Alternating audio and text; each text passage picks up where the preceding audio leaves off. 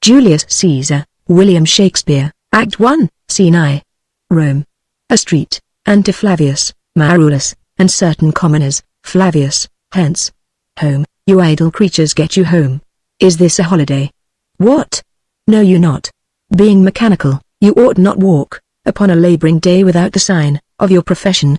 Speak, what trade art thou? First commoner. Why, sir, a carpenter. Marulus, where is thy leather apron and thy rule? What dost thou with thy best apparel on? You, sir, what trade are you? Second commoner. Truly, sir, in respect of a fine workman, I'm but, as you would say, a cobbler. Marulus. But what trade art thou? Answer me directly. Second commoner. A trade, sir, that, I hope, I may use with a safe conscience, which is, indeed, sir, a mender of bad souls. Marulus. What trade, thou knave?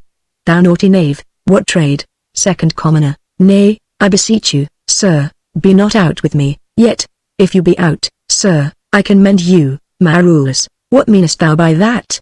Mend me, thou saucy fellow. Second commoner. Why, sir, cobble you. Flavius. Thou art a cobbler, art thou? Second commoner. Truly, sir, all that I live by is with thee all. I meddle with no tradesman's matters, nor women's matters, but with all. I am, indeed, sir, a surgeon, to old shoes. When they are in great danger, I recover them. As proper men as ever trod upon, neat's leather have gone upon my handiwork. Flavius. But wherefore art not in thy shop today? Why dost thou lead these men about the streets? Second commoner. Truly, sir, to wear out their shoes, to get myself into more work. But, indeed, sir, we make holiday, to see Caesar and to rejoice in his triumph. Marulus. Wherefore rejoice? What conquest brings he home? What tributaries follow him to Rome? To grace in captive bonds his chariot wheels? You blocks, you stones, you worse than senseless things, oh you hard hearts, you cruel men of Rome. Knew you not Pompey? Many a time and oft, have you climbed up to walls and battlements, to towers and windows, yea, to chimney tops, your infants in your arms, and they have sat, the livelong day, with patient expectation, to see great Pompey pass the streets of Rome. And when you saw his chariot but appear, have you not made an universal shout, that Tiber trembled underneath her banks, to hear the replication of your sounds, made in her concave shores? And do you now put on your best attire, and do you now cull out a holiday, and do you now strew flowers in his way, that comes in triumph over Pompey's blood? Begone, run to your houses, fall upon your knees, pray to the gods to intermit the plague, that needs must light on this ingratitude. Flavius. Go, go, good countrymen, and, for this fault, assemble all the poor men of your sort. Draw them to Tiber banks, and weep your tears, into the channel, till the lowest stream. Do kiss the most exalted shores of all. Exeunt all the commoners, see whether their basest metal be not moved. They vanish tongue-tied in their guiltiness. Go you down that way towards the Capitol. This way will I disrobe the images. If you do find them decked with ceremonies, Marulus, may we do so? You know it is the feast of Lupercal. Flavius. It is no matter, let no images be hung with Caesar's trophies. I'll about, and drive away the vulgar from the streets. So do you too, where you perceive them thick. These growing feathers plucked from Caesar's wing, will make him fly an ordinary pitch. Who else would soar above the view of men, and keep us all in servile fearfulness? Exeunt. Scene 2. A public place. Flourish. Enter Caesar, Antony, for the course, Calpurnia, Portia, Decius Brutus, Cicero, Brutus, Cassius, and Casca, a great crowd following, among them a soothsayer, Caesar, Calpurnia, Casca, peace, ho. Caesar speaks. Caesar, Calpurnia, Calpurnia, here, my lord, Caesar, stand you directly in Antonius' way, when he doth run his course. Antonius, Antony, Caesar, my lord, Caesar, forget not, in your speed, Antonius, to touch Calpurnia, for our elders say, the baron, touched in this holy chase, shake off their sterile curse. Antony, I shall remember. When Caesar says do this, it is performed. Caesar, set on, and leave no ceremony out. Flourish. Soothsayer, Caesar, Caesar, ha. Who calls? Casca, bid every noise be still. Peace yet again. Caesar, who is it in the press that calls on me? I hear a tongue, shriller than all the music. Cry Caesar. Speak. Caesar is turned to hear. Soothsayer, beware the Ides of March. Caesar, What man is that, Brutus? A soothsayer bids you beware the Ides of March. Caesar, set him before me, let me see his face. Cassius, fellow, come from the throng, look upon Caesar. Caesar, what sayst thou to me now? Speak once again, soothsayer, beware the Ides of March. Caesar, he is a dreamer, let us leave him. Pass, Senate. Exeunt all except Brutus and Cassius. Cassius, will you go see the order of the course? Brutus, not I. Cassius, I pray you, do. Brutus, I am not gamesome, I do lack some part of that quick spirit that is in Antony, let me not hinder. Cassius, your desires. I'll leave you. Cassius. Brutus, I do observe you now of late. I have not from your eyes the gentleness and show of love as I was wont to have. You bear too stubborn and too strange a hand over your friend that loves you. Brutus. Cassius, be not deceived, if I have veiled my look. I turn the trouble of my countenance merely upon myself. Vexed I am, of late with passions of some difference, conceptions only proper to myself, which give some soil perhaps to my behaviors. But let not therefore my good friends be grieved, among which number, Cassius, be you one, nor construe any further my neglect. Then that poor Brutus, with himself at war, forgets the shows of love to other men. Cassius, then, Brutus, I have much mistook your passion, by means whereof this breast of mine hath buried thoughts of great value, worthy cogitations. Tell me, good Brutus, can you see your face? Brutus, no, Cassius, for the eye sees not itself, but by reflection, by some other things. Cassius, 'tis just, and it is very much lamented, Brutus, that you have no such mirrors as will turn your hidden worthiness into your eye, that you might see your shadow. I have heard, where many of the best respect in Rome, except immortal Caesar, speaking of Brutus, and groaning underneath this age's yoke, have wished that noble Brutus had his eyes. Brutus, into what dangers would you lead me? Cassius, that you would have me seek into myself, for that which is not in me. Cassius, therefore, good Brutus, be prepared to hear. And since you know you cannot see yourself, so well as by reflection, I, your glass, will modestly discover to yourself, that of yourself which you yet know not of, and be not jealous on me, gentle Brutus. Were I a common laugher, or did use, to stale with ordinary oaths my love, to every new protester, if you know, that I do fawn on men and hug them hard, and after scandal them, or if you know, that I profess myself in banqueting, to all the rout, then hold me dangerous, flourish, and shout. Brutus, what means this shouting? I do fear, the people, choose Caesar for their king. Cassius, do you fear it? Then must I think you would not have it so. Brutus, I would not. Cassius, yet I love him well. But wherefore do you hold me here so long? What is it that you would impart to me, if it be aught toward the general good? Set honor in one eye and death eye the other, and I will look on both indifferently. For let the gods so speed me as I love the name of honor more than I fear death. Cassius, I know that virtue to be in you, Brutus, as well as I do know your outward favor. Well, honor is the subject of my story. I cannot tell what you and other men think of this life, but, for my single self, I had as lief not be as live to be in awe of such a thing as I myself. I was born free as Caesar, so were you. We both have fared as well, and we can both endure winter's cold as well as he. For once, upon a raw and gusty day, the troubled Tiber chafing with her shores, Caesar said to me, darest thou, Cassius, now, leap in with me into this angry flood, and swim to yonder point? Upon the word, accoutred as I was, I plunged in, and bade him follow, so indeed he did. The torrent roared, and we did buffet it, with lusty sinews, throwing it aside, and stemming it with hearts of controversy. But ere we could arrive the point proposed, Caesar cried, help me, Cassius, or I sink. I, as Aeneas, our great ancestor, did from the flames of Troy upon his shoulder, the old Anchises bear, so from the waves of Tiber, did I the tired Caesar. And this man, is now become a god, and Cassius is a wretched creature and must bend his body, if Caesar carelessly but not on him. He had a fever when he was in Spain, and when the fit was on him, I did mark, how he did shake. 'Tis true, this god did shake, his coward lips did from their colour fly, and that same eye whose bend doth o'er the world, did lose his lustre. I did hear him groan, and that tongue of his that bade the Romans mark him and write his speeches in their books. Alas, it cried, give me some drink, Titinius, as a sick girl.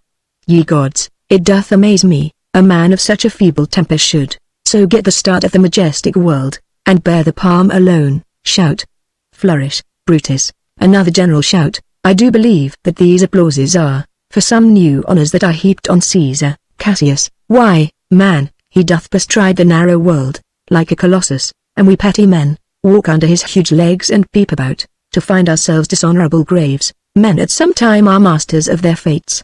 The fault, dear Brutus, is not in our stars, but in ourselves, that we are underlings. Brutus and Caesar. What should be in that Caesar? Why should that name be sounded more than yours? Write them together. Yours is as fair a name.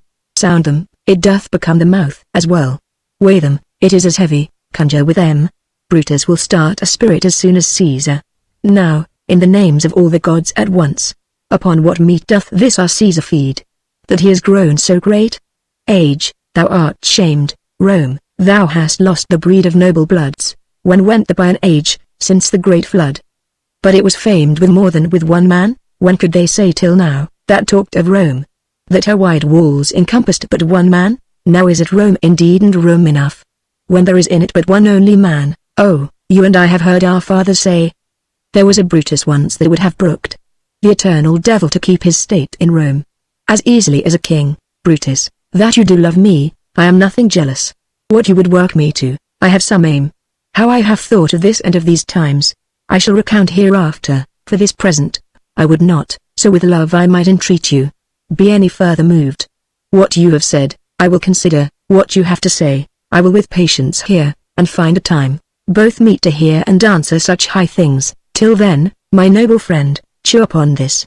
Brutus had rather be a villager, than to repute himself a son of Rome, under these hard conditions as this time is like to lay upon us. Cassius, I am glad that my weak words have struck but thus much show of fire from Brutus. Brutus, the games are done and Caesar is returning. Cassius, as they pass by, pluck Casca by the sleeve, and he will, after his sour fashion, tell you what hath preceded. Worthy note today, re-enter Caesar and his train. Brutus, I will do so. But, look you, Cassius, the angry spot doth glow on Caesar's brow, and all the rest look like a chidden train. Calpurnia's cheek is pale, and Cicero looks with such ferret and such fiery eyes, as we have seen him in the Capitol, being crossed in conference by some senators. Cassius, Casca will tell us what the matter is. Caesar, Antonius, Antony, Caesar, Caesar, let me have men about me that are fat, sleek-headed men and such as sleep o' nights. Yon Cassius has a lean and hungry look. He thinks too much. Such men are dangerous. Antony, fear him not. Caesar, he is not dangerous. He is a noble Roman and well given. Caesar, would he were fatter. But I fear him not. Yet if my name were liable to fear, I do not know the man I should avoid, so soon as that. Spare Cassius. He reads much. He is a great observer and he looks quite through the deeds of men. He loves no plays, as thou dost, Antony. He hears no music. Seldom he smiles, and smiles in such a sort, as if he mocked himself and scorned his spirit, that could be moved to smile at anything. Such men as he be never at heart sees, whiles they behold are greater than themselves, and therefore are they very dangerous. I rather tell thee what is to be feared, than what I fear, for always I am Caesar. Come on my right hand, for this ear is deaf, and tell me truly what thou thinkst of him. Senate. Exeunt Caesar and all his train. But Casca, Casca, you pulled me by the cloak. Would you speak with me? Brutus. Casca, tell us what hath chanced today, that Caesar looks so sad. Casca. Why, you were with him, were you not? Brutus. I should not then ask Casca what had chanced. Casca. Why, there was a crown offered him, and being offered him, he put it by with the back of his hand. Thus, and then the people fell a shouting. Brutus. What was the second noise for? Casca. Why, for that too. Cassius. They shouted thrice. What was the last cry for? Casca. Why, for that too. Brutus. Was the crown offered him thrice? Casca. Marry, was't, and he put it by thrice, every time gentler than other, and at every putting by, mine honest neighbors shouted. Cassius. Who offered him the crown? Casca. Why, Antony. Brutus. Tell us the manner of it. Gentle Casca. Casca. I can as well be hanged as tell the manner of it. It was mere foolery. I did not mark it.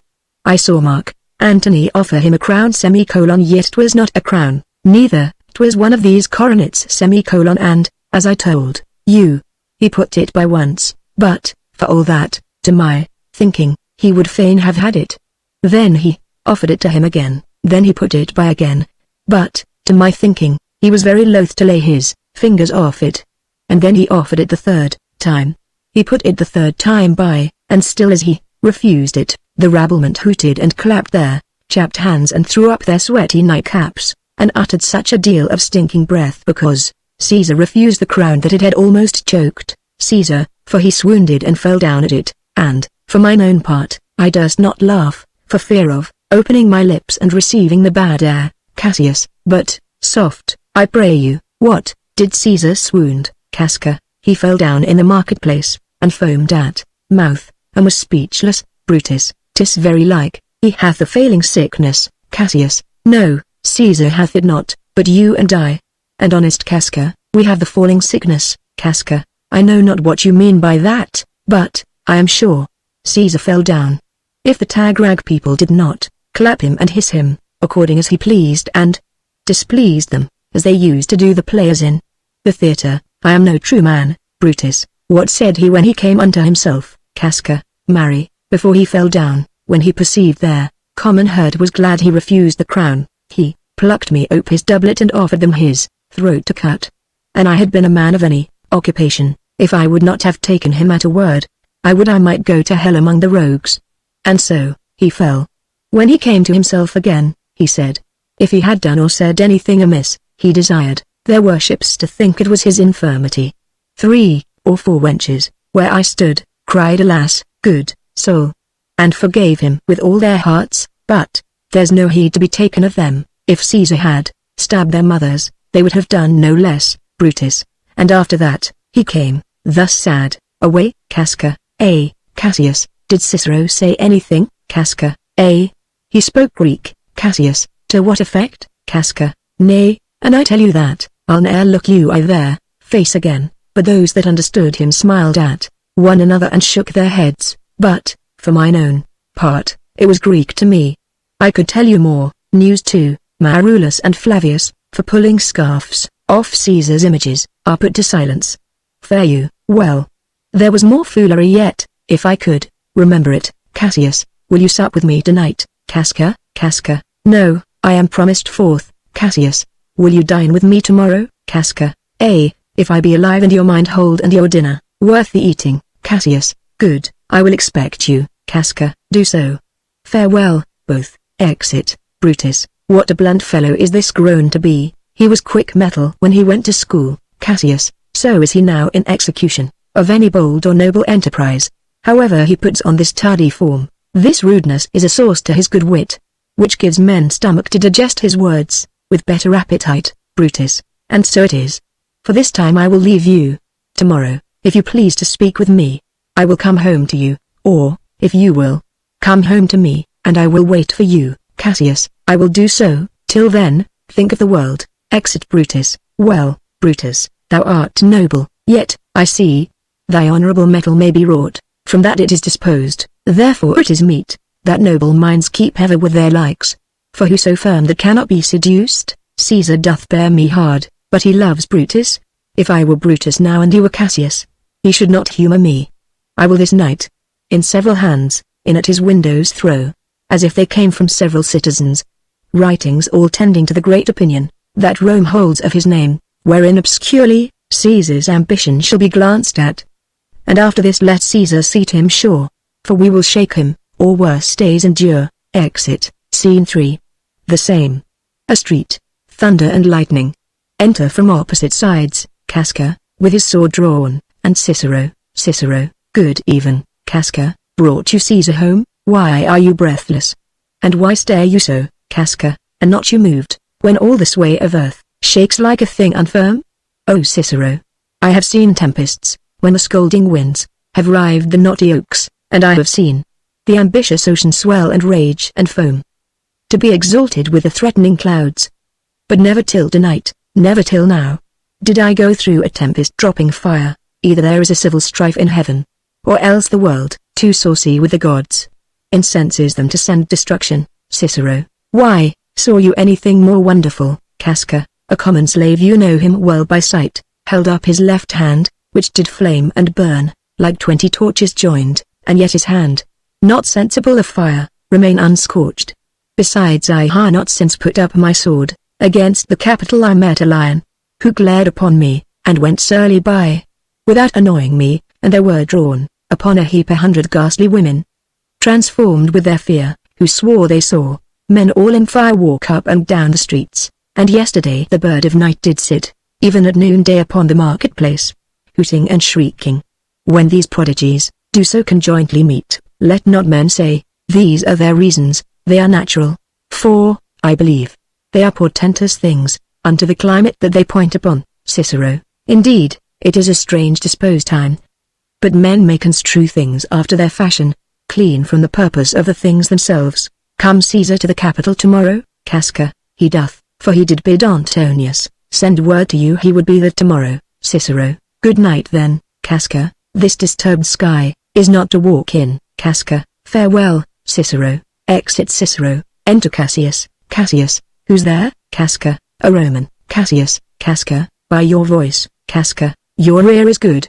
Cassius, what night is this? Cassius, a very pleasing night and honest men. Casca, whoever knew the heavens menace so? Cassius, those that have known the earth so full of faults. For my part, I have walked about the streets, submitting me unto the perilous night, and, thus unbraced, Casca, as you see, have bared my bosom to the thunder's tone. And when the cross blue lightning seemed to open the breast of heaven, I did present myself, even in the aim and very flash of it. Casca. But wherefore did you so much tempt the heavens? It is the part of men to fear and tremble, when the most mighty gods by token send such dreadful heralds to astonish us. Cassius, you are dull, Casca, and those sparks of life, that should be in a Roman you do want, or else you use not. You look pale and gaze, and put on fear and cast yourself in wonder, to see the strange impatience of the heavens. But if you would consider the true cause, why all these fires, why all these gliding ghosts? Why birds and beasts from quality and kind? Why old men fool and children calculate? Why all these things change from their ordinance, their natures and preformed faculties, to monstrous quality? Why, you shall find, that heaven hath infused them with these spirits, to make them instruments of fear and warning, unto some monstrous state. Now could I, Casca, name to thee a man, must like this dreadful night, that thunders, lightens, opens graves, and roars, as doth the lion in the Capitol. A man no mightier than thyself or me, in personal action, yet prodigious grown, and fearful, as these strange eruptions are. Casca, 'tis Caesar that you mean, is it not? Cassius. Cassius, let it be who it is, for Romans now have thews and limbs like to their ancestors. But, woe the while! Our fathers' minds are dead, and we are governed with our mother's spirits. Our yoke and sufferance show us womanish. Casca, indeed, they say the senators tomorrow mean to establish Caesar as a king, and he shall wear his crown by sea and land, in every place, save here in Italy. Cassius, I know where I will wear this dagger then. Cassius from bondage will deliver Cassius. Therein, ye gods, you make the weak most strong.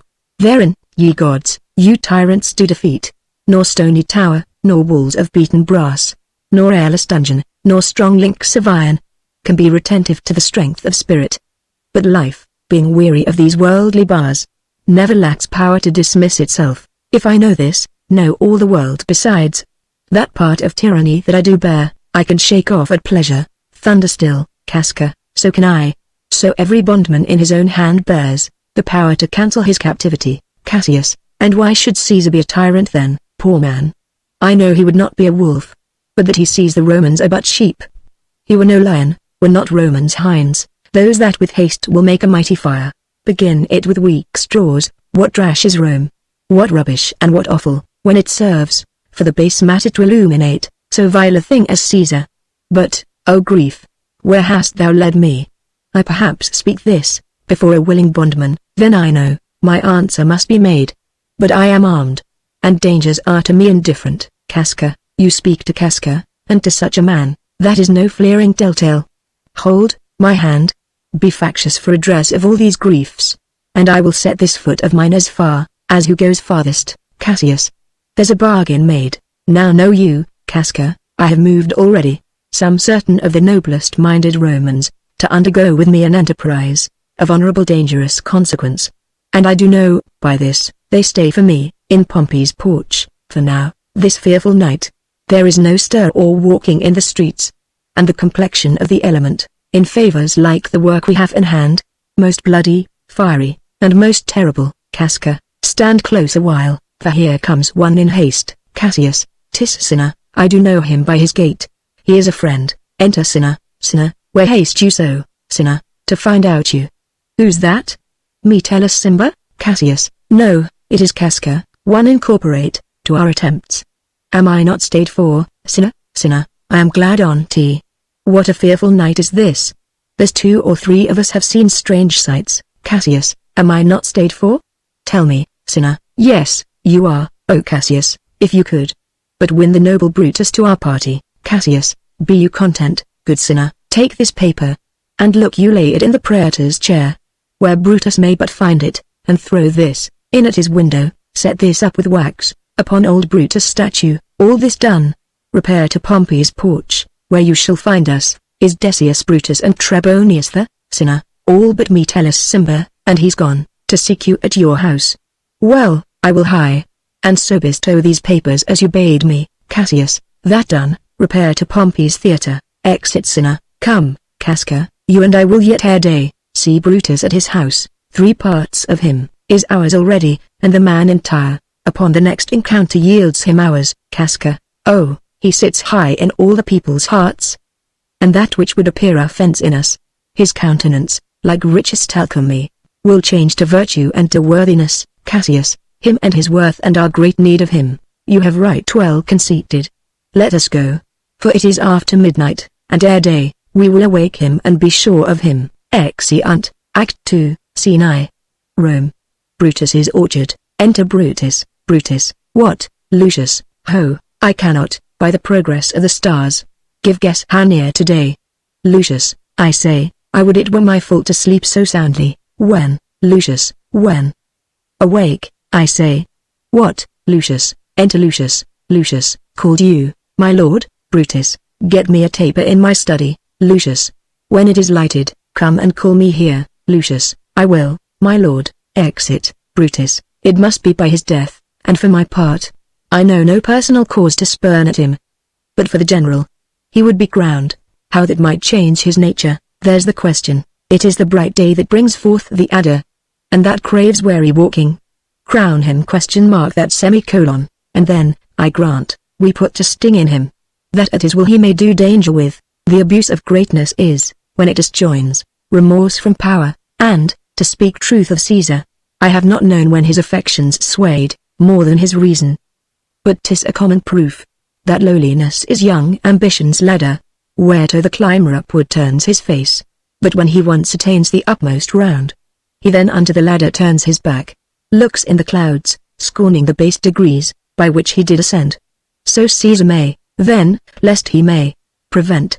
And, since the quarrel, will bear no colour for the thing he is, fashion it thus, that what he is, augmented, would run to these and these extremities, and therefore think him as a serpent's egg, which, hatched, would, as his kind, grow mischievous, and kill him in the shell. Re-enter Lucius. Lucius, the taper burneth in your closet. Sir, searching the window for a flint, I found this paper, thus sealed up, and, I am sure, it did not lie there when I went to bed. Gives him the letter. Brutus, get you to bed again. It is not day, is not tomorrow, boy, the Ides of March. Lucius, I know not, sir. Brutus, look in the calendar, and bring me word. Lucius, I will, sir. Exit. Brutus.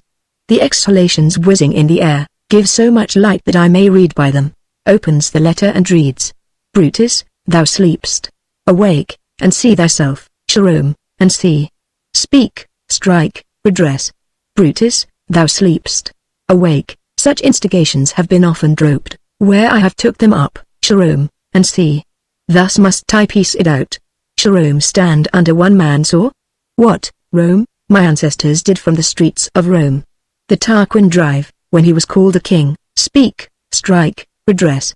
Am I entreated, to speak and strike? O Rome, I make thee promise. If the redress will follow, thou receivest thy full petition at the hand of Brutus. Re-enter Lucius. Lucius, sir, March is wasted 14 days, knocking within. Brutus, 'tis good. Go to the gate, somebody knocks. Exit Lucius, since Cassius first did wet me against Caesar, I have not slept. Between the acting of a dreadful thing, and the first motion, all the interim is, like a phantasma, or a hideous dream. The genius and the mortal instruments are then in council, and the state of man, like to a little kingdom, suffers then. The nature of an insurrection. Re-enter Lucius. Lucius, sir, 'tis your brother Cassius at the door, who doth desire to see you. Brutus, is he alone? Lucius, no, sir, there are more with him. Brutus, do you know them? Lucius, no, sir, their hats are plucked above their ears, and half their faces buried in their cloaks, that by no means I may discover them, by any mark of favor. Brutus, let them enter. Exit Lucius, they are the faction. O conspiracy! Shamest thou to show thy dangerous brow by night, when evils are most free? Oh, then by day, where wilt thou find a cavern dark enough to mask thy monstrous visage? Seek none, conspiracy. Hide it in smiles and affability, for if thou path thy native semblance on, not Erebus itself were dim enough to hide thee from prevention. Enter the conspirators, Cassius, Casca, Decius Brutus, Cinna, Metellus Cimber, and Trebonius. Cassius, I think we are too bold upon your rest. Good morrow. Brutus, do we trouble you? Brutus, I have been up this hour, awake all night. Know I these men that come along with you? Cassius, yes, every man of them, and no man here but honors you, and every one doth wish you had but that opinion of yourself, which every noble Roman bears of you. This is Trebonius. Brutus, he is welcome hither. Cassius, this, Decius Brutus. Brutus, he is welcome too. Cassius, this, Casca, this, Cinna, and this, Metellus Cimber. Brutus, they are all welcome. What watchful cares do interpose themselves betwixt your eyes and night? Cassius, shall I entreat a word? Brutus and Cassius whisper. Decius Brutus, here lies the east. Doth not the day break here? Casca, number, Cinna, oh, pardon, sir, it doth, and yon grey lines that thread the clouds are messengers of day. Casca, you shall confess that you are both deceived. Here, as I point my sword, the sun arises, which is a great way growing on the south, weighing the youthful season of the year. Some 2 months hence up higher toward the north, he first presents his fire, and the high east stands as the capital. Directly here. Brutus, give me your hands all over, one by one. Cassius, and let us swear our resolution. Brutus, no, not an oath, if not the face of men, the sufferance of our souls, the times abuse, if these be motives weak, break off betimes, and every man hence to his idle bed. So let high-sighted tyranny range on, till each man drop by lottery. But if these, as I am sure they do, bear fire enough to kindle cowards and to steal with valor the melting spirits of women, then, countrymen, what need we any spur but our own cause to prick us to redress? What other bond than secret Romans that have spoke the word and will not palter? And what other oath than honesty to honesty engaged, that this shall be, or we will fall for it? Swear priests and cowards and men courtless, old feeble carrions and such suffering souls that welcome wrongs under bad causes. Swear, such creatures as men doubt but do not stain the even virtue of our enterprise, nor the insuppressive metal of our spirits, to think that or our cause or our performance did need an oath, when every drop of blood that every Roman bears, and nobly bears, is guilty of a several bastardy, if he do break the smallest particle of any promise that hath passed from him. Cassius, but what of Cicero? Shall we sound him? I think he will stand very strong with us. Casca, let us not leave him out. Cinna, no, by no means. Metellus Cimber, oh, let us have him, for his silver hairs will purchase us a good opinion, and by men's voices to commend our deeds.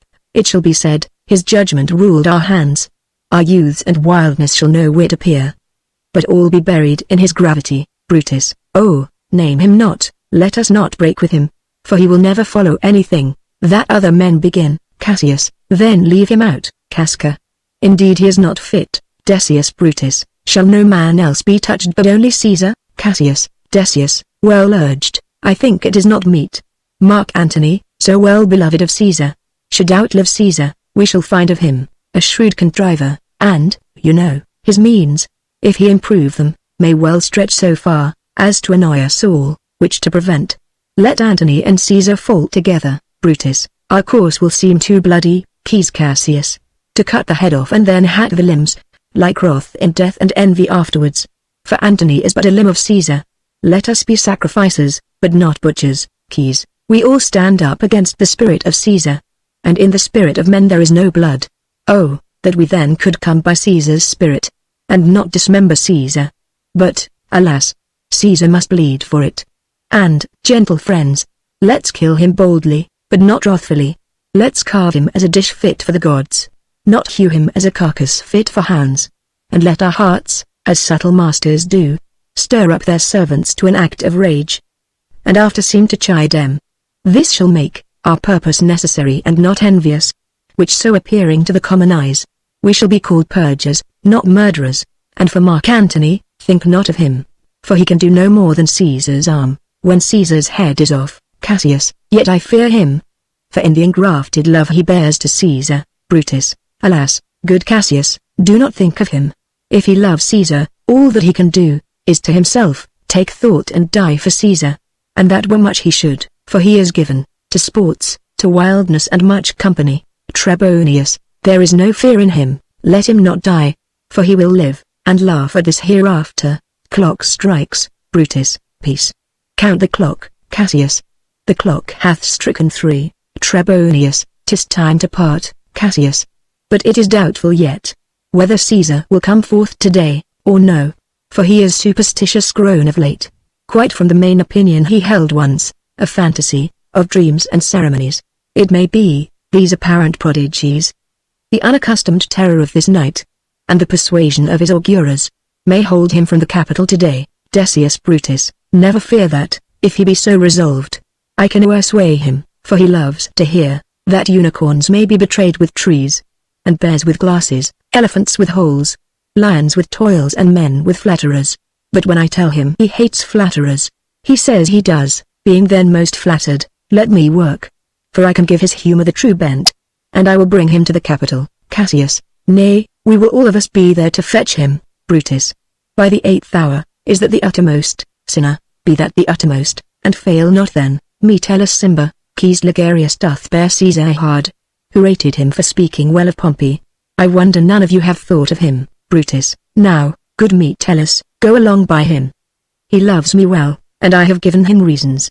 Send him but hither, and I'll fashion him. Cassius, the morning comes upon us, we'll leave you, Brutus, and, friends, disperse yourselves, but all remember what you have said, and show yourselves true Romans. Brutus, good gentlemen, look fresh and merrily.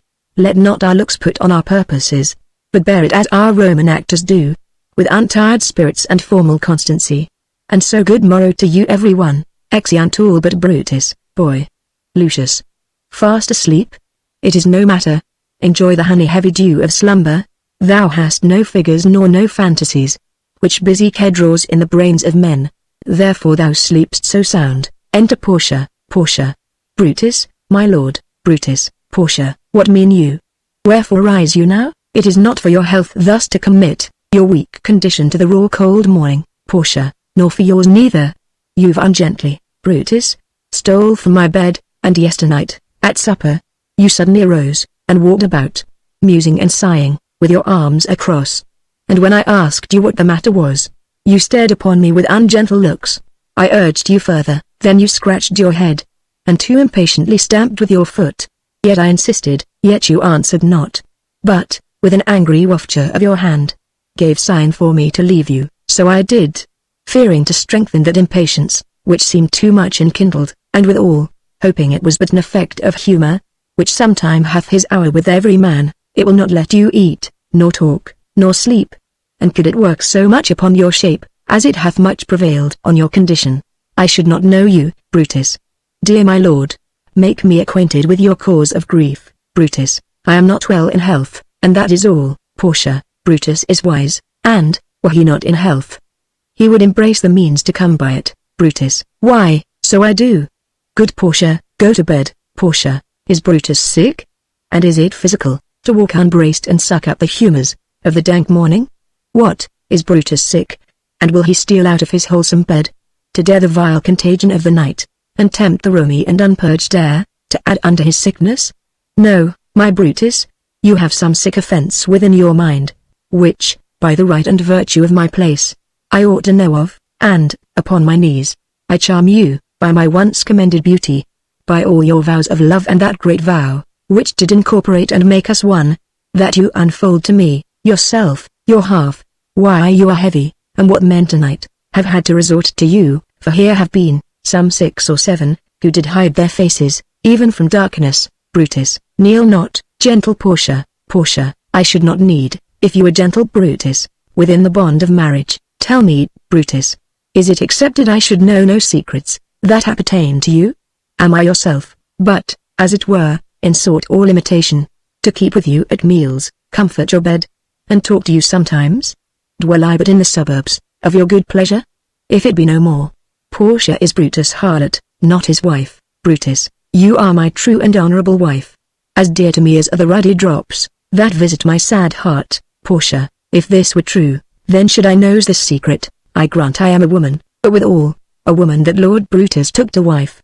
I grant I am a woman, but withal, a woman well reputed, Cato's daughter. Think you I am no stronger than my sex, being so fathered and so husbanded? Tell me your counsels. I will not disclose them.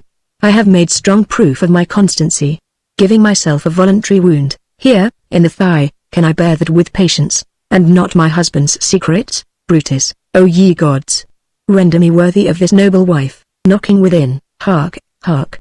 One knocks. Portia, go in a while, and by thy bosom shall partake the secrets of my heart. All my engagements I will construe to thee, all the charactery of my sad brows.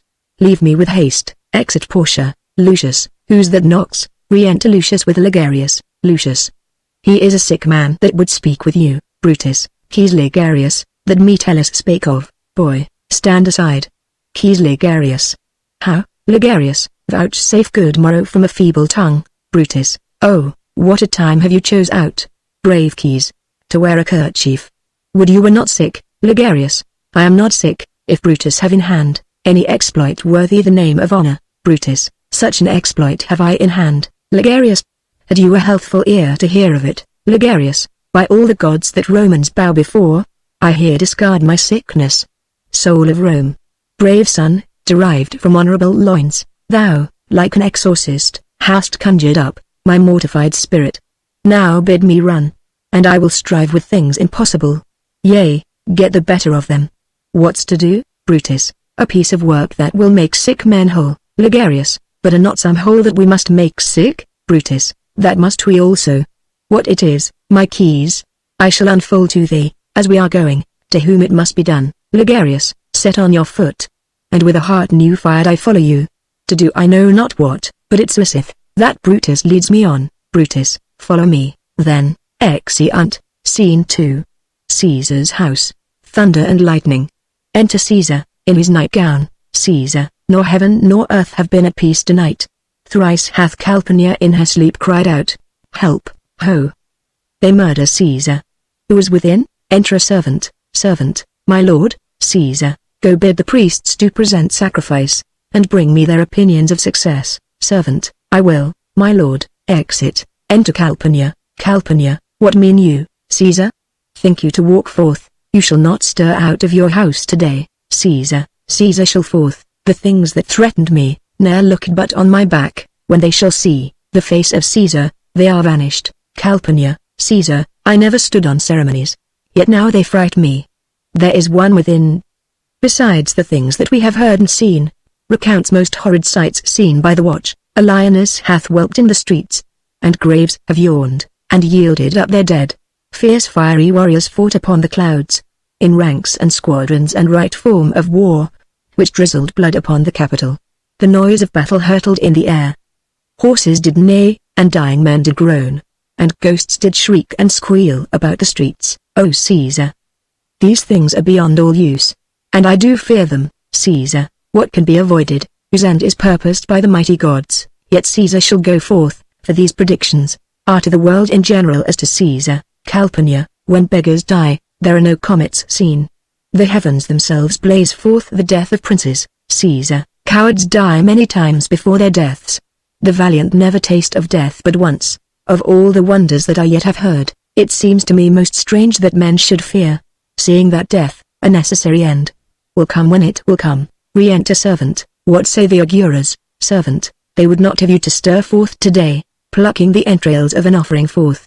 They could not find a heart within the beast. Caesar, the gods do this in shame of cowardice. Caesar should be a beast without a heart. if he should stay at home today for fear. No, Caesar shall not. Danger knows full well that Caesar is more dangerous than he. We are two lions littered in one day, and I the elder and more terrible. And Caesar shall go forth. Calpurnia, alas, my lord, your wisdom is consumed in confidence. Do not go forth today. Call it my fear, that keeps you in the house, and not your own. Will send Mark Antony to the Senate house, and he shall say you are not well today. Let me, upon my knee, prevail in this, Caesar. Mark Antony shall say I am not well, and, for thy humour, I will stay at home. Enter Decius Brutus. Here's Decius Brutus, he shall tell them so. Decius Brutus, Caesar, all hail. Good morrow, worthy Caesar. I come to fetch you to the Senate house, Caesar, and you are coming very happy time, to bear my greeting to the senators, and tell them that I will not come today. Cannot, is false, and that I dare not, falser.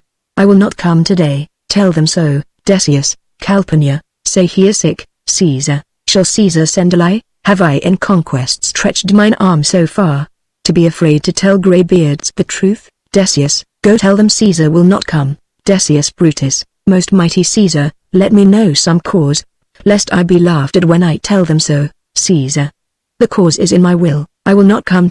That is enough to satisfy the Senate. But for your private satisfaction, because I love you, I will let you know. Calpurnia here, my wife, stays me at home. She dreamt tonight she saw my statua, which, like a fountain with 100 spouts, did run pure blood, and many lusty Romans, came smiling, and did bathe their hands in it. And these does she apply for warnings, and portents, and evils imminent, and on her knee, hath begged that I will stay at home today. Decius Brutus, this dream is all misinterpreted. It was a vision fair and fortunate. Your stature spouting blood in many pipes, in which so many smiling Romans bathed, signifies that from you great Rome shall suck, reviving blood, and that great men shall press, for tinctures, stains, relics and cognizance. This by Calpurnia's dream is signified, Caesar, and this way have you well expounded it. Decius Brutus, I have, when you have heard what I can say, and know it now, the Senate have concluded, to give this day a crown to mighty Caesar. If you shall send them word you will not come, their minds may change. Besides, it were a mock apartment to be rendered, for someone to say, break up the Senate till another time, when Caesar's wife shall meet with better dreams. If Caesar hide himself, shall they not whisper, lo, Caesar is afraid? Pardon me, Caesar, for my dear love, to our proceeding bids me tell you this, and reason to my love is liable. Caesar, how foolish do your fears seem now. Calpurnia, I am ashamed I did yield to them. Give me my robe, for I will go. Enter Publius, Brutus, Ligarius, Metellus, Casca, Trebonius, and Cinna, and look where Publius is come to fetch me. Publius, good morrow, Caesar. Caesar, welcome. Publius, what, Brutus, are you stirred so early too? Good morrow, Casca. Keys Ligarius, Caesar was ne'er so much your enemy, as that same ague which hath made you lean. What is o'clock? Brutus, Caesar, 'tis struck an 8. Caesar, I thank you for your pains and courtesy. Enter Antony. See, Antony, that revels long o' nights, is notwithstanding up. Good morrow, Antony. Antony, so to most noble Caesar. Caesar, bid them prepare within. I am to blame to be thus waited for. Now, Cinna, now, Metellus, what, Trebonius, I have an hour's talk in store for you. Remember that you call on me today. Be near me, that I may remember you. Trebonius, Caesar, I will.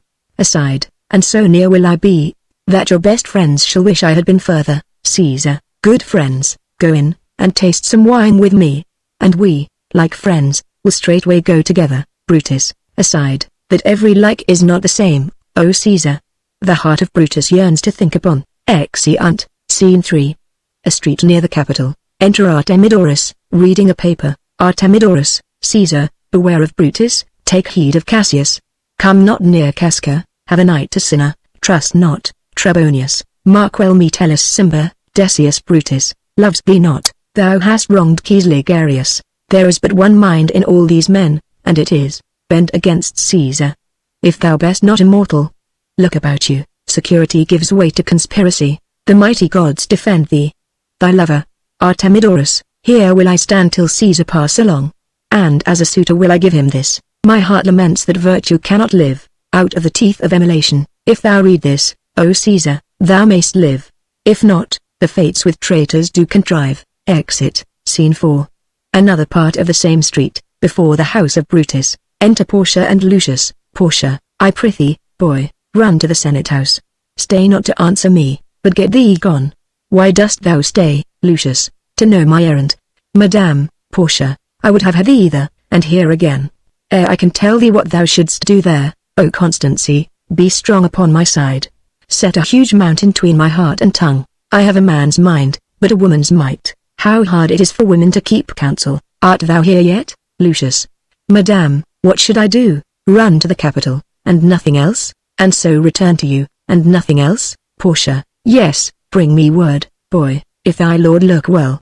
For he went sickly forth, and take good note, what Caesar doth, what suitors press to him. Hark, boy. What noise is that, Lucius? I hear none. Madame, Portia, prithee, listen well. I heard a bustling rumor, like a fray. And the wind brings it from the capital. Lucius, sooth. Madame, I hear nothing. Enter the soothsayer. Portia, come hither, fellow, which way hast thou been? Soothsayer, at mine own house, good lady. Portia, what is o'clock? Soothsayer, about the 9th hour, lady. Portia, is Caesar yet gone to the capital? Soothsayer, Madame, not yet. I go to take my stand, to see him pass on to the capital. Portia, thou hast some suit to Caesar, hast thou not? Soothsayer, that I have, lady, if it will please Caesar, to be so good to Caesar as to hear me, I shall beseech him to befriend himself. Portia, why, knowst thou any harms intended towards him? Soothsayer, none that I know will be, much that I fear may chance. Good morrow to you. Here the street is narrow. The throng that follows Caesar at the heels, of senators, of praetors, common suitors, will crowd a feeble man almost to death. I'll get me to a place more void, and there, speak to great Caesar as he comes along. Exit. Portia, I must go in. Me, how weak a thing the heart of woman is. O Brutus, the heavens speed thee in thine enterprise. Sure, the boy heard me. Brutus hath a suit, that Caesar will not grant. Oh, I grow faint. Run, Lucius, and commend me to my lord. Say I am merry, come to me again, and bring me word what he doth say to thee. Exeunt severally. Act 3, Scene I. Rome. Before the Capitol. The Senate sitting above, a crowd of people, among them Artemidorus and the soothsayer. Flourish. Enter Caesar, Brutus, Cassius, Casca, Decius Brutus, Metellus Cimber, Trebonius, Cinna, Antony, Lepidus, Popilius, Publius, and others. Caesar, to the soothsayer, the Ides of March are come. Soothsayer, Caesar, but not gone. Artemidorus, hail, Caesar. Read this schedule. Decius Brutus, Trebonius doth desire you to read, at your best leisure, this his humble suit. Artemidorus, O Caesar, read mine first, for mine's a suit, that touches Caesar nearer. Read it, great Caesar. Caesar, what touches us ourself shall be last served. Artemidorus, delay not. Caesar, read it instantly. Caesar, what, is the fellow mad? Publius, Sirrah, give place. Cassius, what, urge ye your petitions in the street, come to the Capitol. Caesar goes up to the Senate house, the rest following. Popilius, I wish your enterprise today may thrive. Cassius, what enterprise? Popilius, fare you well, advances to Caesar. Brutus, what said Popilius Lena? Cassius, he wished today our enterprise might thrive. I fear our purpose is discovered. Brutus, look, how he makes to Caesar, mark him. Cassius, Casca, be sudden, for we fear prevention. Brutus, what shall be done? If this be known, Cassius or Caesar never shall turn back, for I will slay myself. Brutus, Cassius, be constant. Popilius Lena speaks not of our purposes, for, look, he smiles, and Caesar doth not change. Cassius, Trebonius knows his time, for, look you, Brutus, he draws Mark Antony out of the way. Exeunt Antony and Trebonius. Decius Brutus, where is Metellus Cimber? Let him go, and presently prefer his suit to Caesar. Brutus, he is addressed, press near and second him. Cinna, Casca, you are the first that rears your hand. Caesar, are we all ready? What is now amiss, that Caesar and his senate must redress? Metellus Cimber, most high, most mighty, and most puissant Caesar. Metellus Cimber throws before thy seat, an humble hard kneeling. Caesar, I must prevent thee, Cimber, these couchings and these lowly courtesies, might fire the blood of ordinary men. and turn preordinance and first decree, into the law of children. Be not fond to think that Caesar bears such rebel blood, that will be thought from the true quality, with that which melteth fools, I mean, sweet words. Low crooked courtesies and base spaniel fawning, thy brother by decree is banished. If thou dost bend and pray and fawn for him, I spurn thee like a care out of my way. No, Caesar doth not wrong, nor without cause, will he be satisfied. Metellus Cimber, is there no voice more worthy than my own, to sound more sweetly in great Caesar's ear, for the repealing of my banished brother? Brutus, I kiss thy hand, but not in flattery, Caesar. Desiring thee that Publius Cimber may have an immediate freedom of repeal. Caesar, what? Brutus, Cassius, pardon. Caesar, Caesar, pardon. As low as to thy foot doth Cassius fall, to beg enfranchisement for Publius Cimber. Cassius, I could be well moved, if I were as you. If I could pray to move, prayers would move me, but I am constant as the northern star, of whose true fixed and resting quality, there is no fellow in the firmament. The skies are painted with unnumbered sparks, they are all fire and every one doth shine, but there's but one in all doth hold his place. So in the world, 'tis furnished well with men, and men are flesh and blood, and apprehensive, yet in the number I do know but one, that unassailable holds on his rank, unshaked of motion, and that I am he. Let me a little show it, even in this, that I was constant. Cimber should be banished, and constant do remain to keep him so. Sinner, O Caesar, Caesar, hence. Wilt thou lift up Olympus, Decius Brutus, great Caesar, Caesar, doth not Brutus bootless kneel? Casca, speak. Hands for me. Casca first, then the other conspirators, and Brutus stabs Caesar. Caesar, et tu, brute. Then fall. Caesar, dies. Sinner, liberty, freedom. Tyranny is dead, run hence, proclaim, cry it about the streets. Cassius, some to the common pulpits, and cry out, liberty, freedom, and enfranchisement. Brutus, people and senators, be not affrighted, fly not, stand stiff, ambition's debt is paid. Casca, go to the pulpit. Brutus, Decius Brutus, and Cassius too. Brutus, where's Publius? Sinner, here, quite confounded with this mutiny. Metellus Cimber, stand fast together, lest some friend of Caesar's should chance. Brutus, talk not of standing. Publius, good cheer. There is no harm intended to your person, nor to no Roman else, so tell them. Publius, Cassius, and leave us. Publius, lest that the people, rushing on us, should do your age some mischief. Brutus, do so, and let no man abide this deed.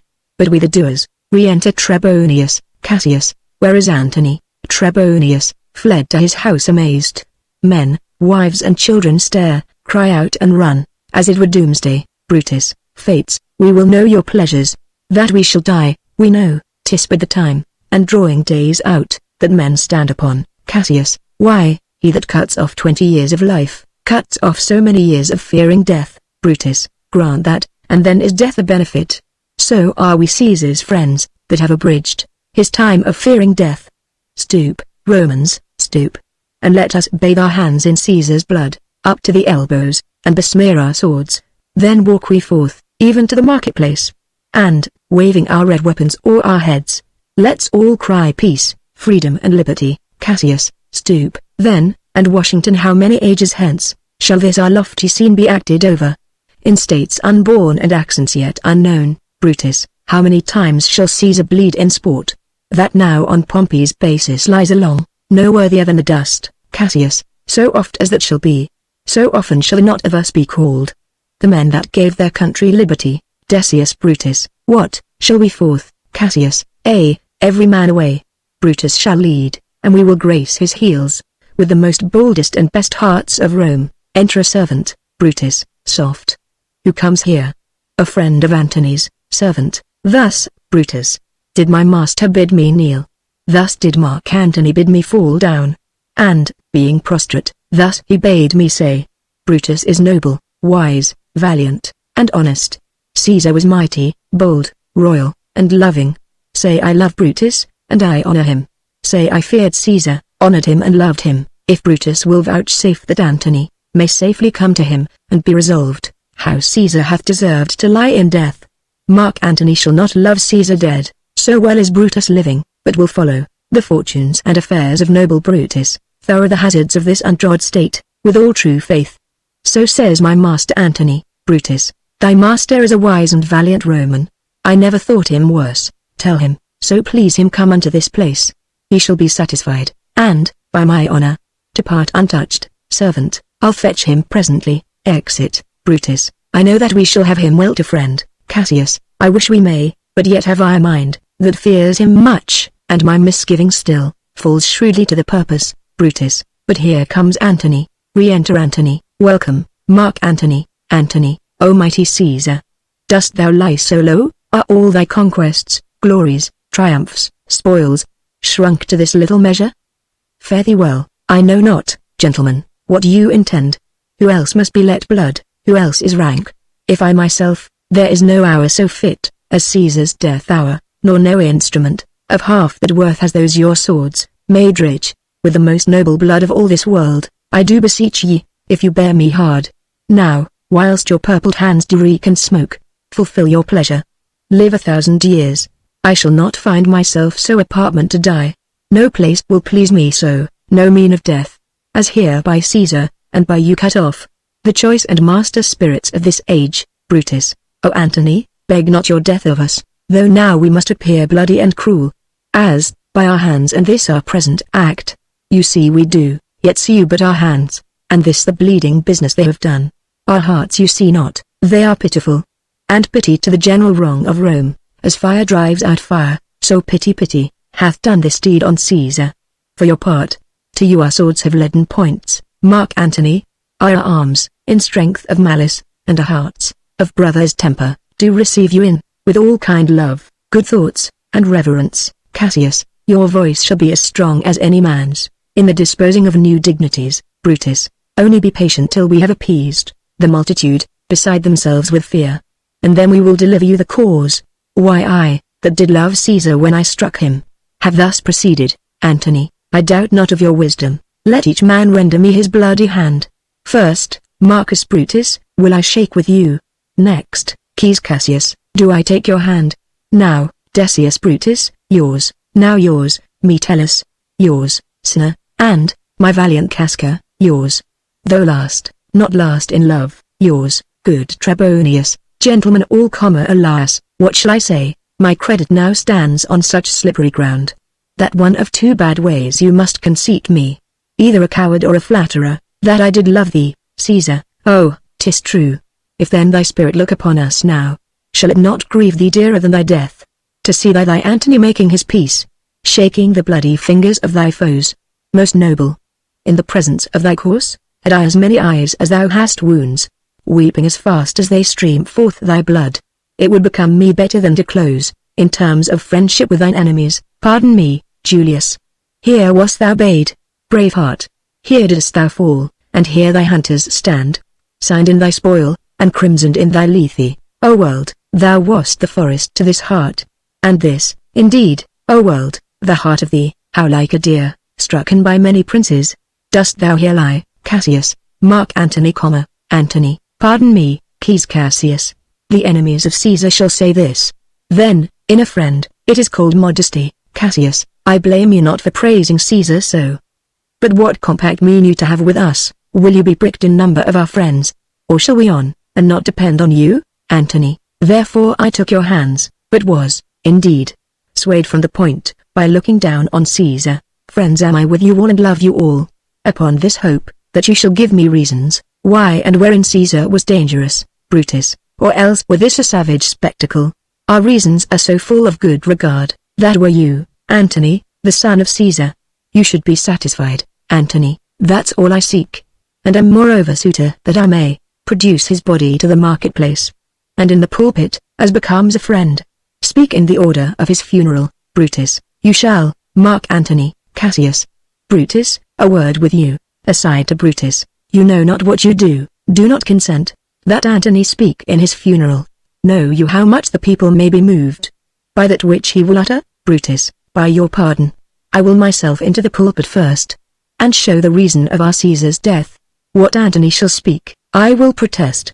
He speaks by leave and by permission, and that we are contented Caesar shall have all true rights and lawful ceremonies, it shall advantage more than do us wrong. Cassius, I know not what may fall, I like it not. Brutus, Mark Antony, here, take you Caesar's body, You shall not in your funeral speech blame us, but speak all good you can devise of Caesar, and say you dote by our permission, else shall you not have any hand at all, about his funeral, and you shall speak, in the same pulpit whereto I am going, after my speech is ended. Antony, be it so, I do desire no more. Brutus, prepare the body then, and follow us. Exeunt all but Antony. Antony, oh, pardon me, thou bleeding piece of earth, that I am meek and gentle with these butchers. Thou art the ruins of the noblest man that ever lived in the tide of times. Woe to the hand that shed this costly blood. Over thy wounds now do I prophesy, which, like dumb mouths, do ope their ruby lips, to beg the voice and utterance of my tongue. A curse shall light upon the limbs of men. Domestic fury and fierce civil strife shall cumber all the parts of Italy. Blood and destruction shall be so in use, and dreadful objects so familiar, that mothers shall but smile when they behold their infants quartered with the hands of war, all pity choked with custom of fell deeds, and Caesar's spirit, ranging for revenge, with it by his side come hot from hell, shall in these confines with a monarch's voice, cry havoc, and let slip the dogs of war, that this foul deed shall smell above the earth, with carrion men, groaning for burial. Enter a servant. You serve Octavius Caesar, do you not? Servant, I do. Mark Antony. Antony, Caesar did write for him to come to Rome. Servant, he did receive his letters, and is coming, and bid me say to you by word of mouth, O Caesar! Seeing the body. Antony, thy heart is big, get thee apart and weep. Passion, I see, is catching, for mine eyes, seeing those beads of sorrow stand in thine, began to water. Is thy master coming? Servant, he lies tonight within 7 leagues of Rome. Antony, post back with speed, and tell him what hath chanced. Here is a mourning Rome, a dangerous Rome, no Rome of safety for Octavius yet. Hie hence, and tell him so. Yet, stay a while. Thou shalt not back till I have borne this course, into the marketplace. There shall I try, in my oration, how the people take the cruelish of these bloody men. According to the which, thou shalt discourse to young Octavius of the state of things. Lend me your hand. Exeunt with Caesar's body. Scene 2. The Forum. Enter Brutus and Cassius, and a throng of citizens. Citizens, we will be satisfied. Let us be satisfied. Brutus, then follow me, and give me audience. Friends, Cassius, go you into the other street, and part the numbers. Those that will hear me speak, let them stay here. Those that will follow Cassius, go with him. And public reasons shall be rendered, of Caesar's death. First citizen, I will hear Brutus speak. Second citizen, I will hear Cassius, and compare their reasons. When severally we hear them rendered, exit Cassius, with some of the citizens. Brutus goes into the pulpit. Third citizen, the noble Brutus is ascended. Silence. Brutus, be patient till the last. Romans, countrymen, and lovers, hear me for my cause, and be silent, that you may hear. Believe me, for mine honor, and have respect to mine honor, that you may believe. Censure me in your wisdom, and awake your senses, that you may the better judge, if there be any in this assembly, any dear friend of Caesar's. To him I say, that Brutus' love to Caesar was no less than his. If then that friend demand, why Brutus rose against Caesar, this is my answer. Not that I loved Caesar less, but that I loved Rome more. Had you rather Caesar were living and die all slaves, than that Caesar were dead, to live all free men? As Caesar loved me, I weep for him. As he was fortunate, I rejoice at it. As he was valiant, I honor him. But, as he was ambitious, I slew him. There is tears for his love, joy for his fortune, honor for his valor, and death for his ambition. Who is here so base that would be a bondman? If any, speak, for him have I offended. Who is here so rude that would not be a Roman? If any, speak, for him have I offended. Who is here so vile that will not love his country? If any, speak, for him have I offended. I pause for a reply. All, none. Brutus, none. Brutus, then none have I offended. I have done no more to Caesar than you shall do to Brutus. The question of his death is enrolled in the Capitol. His glory not extenuated, wherein he was worthy, nor his offences enforced, for which he suffered death. Enter Antony and others, with Caesar's body. Here comes his body, mourned by Mark Antony, who, though he had no hand in his death, shall receive the benefit of his dying, a place in their commonwealth, as which of you shall not? With this, I depart, that, as I slew my best lover for their good of Rome, I have the same dagger for myself. When it shall please my country to need my death, all, live, Brutus. Live, live, first citizen. Bring him with triumph home unto his house, second citizen, give him a statue with his ancestors, third citizen, let him be Caesar, fourth citizen, Caesar's better parts, shall be crowned in Brutus, first citizen, will bring him to his house, with shouts and clamors, Brutus, my countryman, second citizen, peace, silence. Brutus speaks, first citizen, peace, ho, Brutus, good countryman, let me depart alone. And, for my sake, stay here with Antony. Do grace to Caesar's corpse, and grace his speech, tending to Caesar's glories, which Mark Antony, by our permission, is allowed to make. I do entreat you, not a man depart, save I alone, till Antony have spoke. Exit, first citizen, stay, ho. And let us hear Mark Antony, third citizen, let him go up into the public chair. We'll hear him. Noble Antony, go up, Antony, for Brutus' sake, I am beholding to you, goes into the pulpit, fourth citizen, what does he say of Brutus, third citizen? He says, for Brutus' sake, he finds himself beholding to us all, fourth citizen. 'Twere best he speak no harm of Brutus here, first citizen, this Caesar was a tyrant, third citizen, nay, that's certain. We are blessed that Rome is rid of him, second citizen, peace. Let us hear what Antony can say. Antony, you gentle Romans, citizens, peace, ho. Let us hear him. Antony, friends, Romans, countrymen, lend me your ears. I come to bury Caesar, not to praise him. The evil the men do lives after them. The good is oft interred with their bones. So let it be with Caesar. The noble Brutus hath told you Caesar was ambitious. If it were so, it was a grievous fault. And grievously hath Caesar answered it. Here, under leave of Brutus and the rest, for Brutus is an honorable man. So are they all honorable men, come I to speak in Caesar's funeral. He was my friend, faithful and just to me. But Brutus says he was ambitious. And Brutus is an honorable man. He hath brought many captives home to Rome, whose ransoms did the general coffers fill. Did this in Caesar seem ambitious, when that the poor have cried, Caesar hath wept? Ambition should be made of sterner stuff. Yet Brutus says he was ambitious. And Brutus is an honorable man. You all did see that on the Lupercal, I thrice presented him a kingly crown, which he did thrice refuse. Was this ambition? Yet Brutus says he was ambitious. And, sure, he is an honorable man. I speak not to disprove what Brutus spoke. But here I am to speak what I do know. You all did love him once, not without cause. What cause withholds you then, to mourn for him, O judgment? Thou art fled to brutish beasts, and men have lost their reason. Bear with me. My heart is in the coffin there with Caesar, and I must pause till it come back to me. First citizen, methinks there is much reason in his sayings. Second citizen, if thou consider rightly of the matter. Caesar has had great wrong. Third citizen, has he, masters? I fear there will a worse come in his place. Fourth citizen, mark ye his words? He would not take the crown, therefore 'tis certain he was not ambitious. First citizen, if it be found so, some will dare abide it. Second citizen, poor soul, his eyes are red as fire with weeping. Third citizen, there's not a nobler man in Rome than Antony. Fourth citizen, now mark him, he begins again to speak. Antony, but yesterday the word of Caesar might have stood against the world, now lies either, and none so poor to do him reverence. O masters, if I were disposed to stir your hearts and minds to mutiny and rage, I should do Brutus wrong, and Cassius wrong, who, you all know, are honorable men. I will not do them wrong. I rather choose to wrong the dead, to wrong myself and you, than I will wrong such honorable men. But here's a parchment with the seal of Caesar.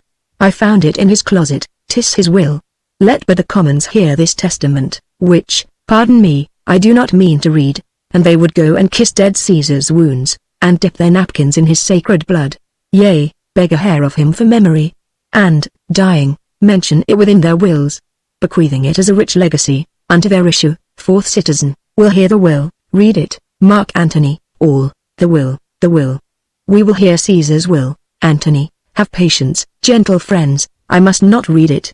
It is not meet. You know how Caesar loved you. You are not wood, you are not stones, but men. And, being men, bearing the will of Caesar, it will inflame you, it will make you mad. 'Tis good you know not that you are his heirs. For, if you should, oh, what would come of it? Fourth citizen, read the will. will hear it. Antony. You shall read us the will. Caesar's will. Antony. Will you be patient? Will you stay a while? I have overshot myself to tell you of it. I fear I wrong the honorable men, whose daggers have stabbed Caesar. I do fear it. Fourth citizen. They were traitors, honorable men, all. The will. The testament. Second citizen. They were villains, murderers. The will. Read the will. Antony. You will compel me, then, to read the will? Then make a ring about the corpse of Caesar. And let me show you him that made the will. Shall I descend? And will you give me leave? Several citizens. Come down. Second citizen. Descend. Third citizen. You shall have leave. Antony comes down. Fourth citizen. A ring. Stand round. First citizen. Stand from the hearse. Stand from the body. Second citizen. Room for Antony. Most noble Antony. Antony. Nay, press not so upon me. Stand far off. Several citizens. Stand back. Room. Bear back. Antony. If you have tears, prepare to shed them now. You all do knows this mantle. I remember, the first time ever Caesar put it on. 'Twas on a summer's evening, in his tent. That day he overcame the nervii.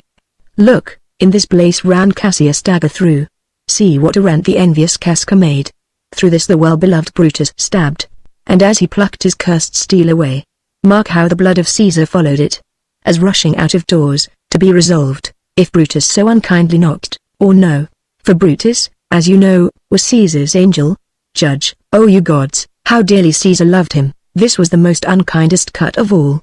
For when the noble Caesar saw him stab, ingratitude, more strong than traitor's arms, quite vanquished him, then burst his mighty heart. And, in his mantle muffling up his face, even at the base of Pompey's statua, which all the while ran blood, great Caesar fell. Oh, what a fall was there, my countrymen! Then I, and you, and all this fell down, whilst bloody treason flourished over us. Oh, now you weep, and, I perceive, you feel, the dint of pity. These are gracious drops, kind souls. What, weep you when you but behold, our Caesar's vesture wounded? Look you here. Here is himself, marred, as you see, with traitors. First citizen, O piteous spectacle. Second citizen, O noble Caesar. Third citizen, O waffle day. Fourth citizen, O traitors, villains. First citizen, O most bloody sight. Second citizen, we will be revenged, all, revenge. About. Seek. Burn. Fire. Kill. Slay. Let not a traitor live. Antony, stay, countrymen. First citizen, peace there. Hear the noble Antony. Second citizen, we'll hear him, we'll follow him, we'll die with him. Antony, good friends, sweet friends, let me not stir you up, to such a sudden flood of mutiny. They that have done this deed are honorable. What private griefs they have, alas, I know not. That made them do it, they are wise and honorable. And will, no doubt, with reasons answer you. I come not, friends, to steal away your hearts. I am no orator, as Brutus is. But, as you know me all, a plain blunt man. That love my friend, and that they know full well, that gave me public leave to speak of him. For I have neither wit, nor words, nor worth, action, nor utterance, nor the power of speech, to stir men's blood. I only speak right on. I tell you that which you yourselves do know. Show you sweet Caesar's wounds, poor dumb mouths, and bid them speak for me. But were I Brutus, and Brutus Antony, there were an Antony, would ruffle up your spirits and put a tongue in every wound of Caesar that should move the stones of Rome to rise and mutiny. All will mutiny. First citizen, will burn the house of Brutus. Third citizen, away, then. Come, seek the conspirators. Antony, yet hear me, countrymen, yet hear me speak. All, peace, ho. Hear Antony. Most noble Antony. Antony, why, friends, you go to do you know not what. Wherein hath Caesar thus deserved your loves? Alas, you know not. I must tell you then. You have forgot the will I told you of. All, most true. The will. Let's stay and hear the will. Antony, here is the will, and under Caesar's seal. To every Roman citizen he gives. To every several man, 75 drachmas. Second citizen, most noble Caesar, will revenge his death. Third citizen, O royal Caesar. Antony, hear me with patience. All, peace, ho. Antony, moreover, he hath left you all his walks, his private arbors and new planted orchards, on this side Tiber. He hath left them you, and to your heirs forever, common pleasures, to walk abroad, and recreate yourselves. Here was a Caesar. When comes such another? First citizen, never, never. Come. Away, away, we'll burn his body in the holy place. And with the brands fire the traitors' houses, take up the body. Second citizen, go fetch fire. Third citizen, pluck down benches. Fourth citizen, pluck down forms, windows, anything. Exeunt citizens with the body. Antony, now let it work. Mischief, thou art afoot. Take thou what course thou wilt. Enter a servant. How now, fellow, servant? Sir, Octavius is already come to Rome. Antony, where is he? Servant. He and Lepidus are at Caesar's house. Antony, and thither will I straight to visit him. He comes upon a wish. Fortune is merry, and in this mood will give us anything. Servant, I heard him say, Brutus and Cassius are like madmen through the gates of Rome. Antony, belike they had some notice of the people, how I had moved them. Bring me to Octavius. Exeunt. Scene 3. A street. Enter Cinna the poet. Cinna the poet, I dreamt tonight that I did feast with Caesar, and things unlucky charge my fantasy. I have no will to wander forth of doors, yet something leads me forth. Enter citizens. First citizen, what is your name? Second citizen, whither are you going? Third citizen, where do you dwell? Fourth citizen, are you a married man or a bachelor? Second citizen, answer every man directly. First citizen, A, and briefly. Fourth citizen, A, and wisely. Third citizen, A, and truly. You are best. Cinna the poet, what is my name? Whither am I going? Where do I dwell? Am I a married man or a bachelor? Then, 2. Answer every man directly and briefly, wisely and truly. Wisely I say, I am a bachelor. Second citizen, that's as much as to say, they are fools that marry. You'll bear me a bang for that, I fear. Proceed, directly. Cinna the poet, directly, I am going to Caesar's funeral. First citizen, as a friend or an enemy? Cinna the poet, as a friend. Second citizen, that matter is answered directly. Fourth citizen, for your dwelling, briefly. Cinna the poet, briefly, I dwell by the Capitol. Third citizen, your name, sir? Truly. Cinna the poet, truly, my name is Cinna. First citizen, tear him to pieces, he's a conspirator. Cinna the poet, I am Cinna the poet, I am Cinna the poet. Fourth citizen, tear him for his bad verses, tear him for his bad verses. Cinna the poet, I am not Cinna the conspirator. Fourth citizen, it is no matter, his name's Cinna, pluck but his name out of his heart, and turn him going. Third citizen, tear him, tear him. Come, brands ho! Fire brands. To Brutus, to Cassius, burn all, some to Decius' house, and some to Casca's, some to Ligarius. Away, go. Exeunt. Act 4, Scene I.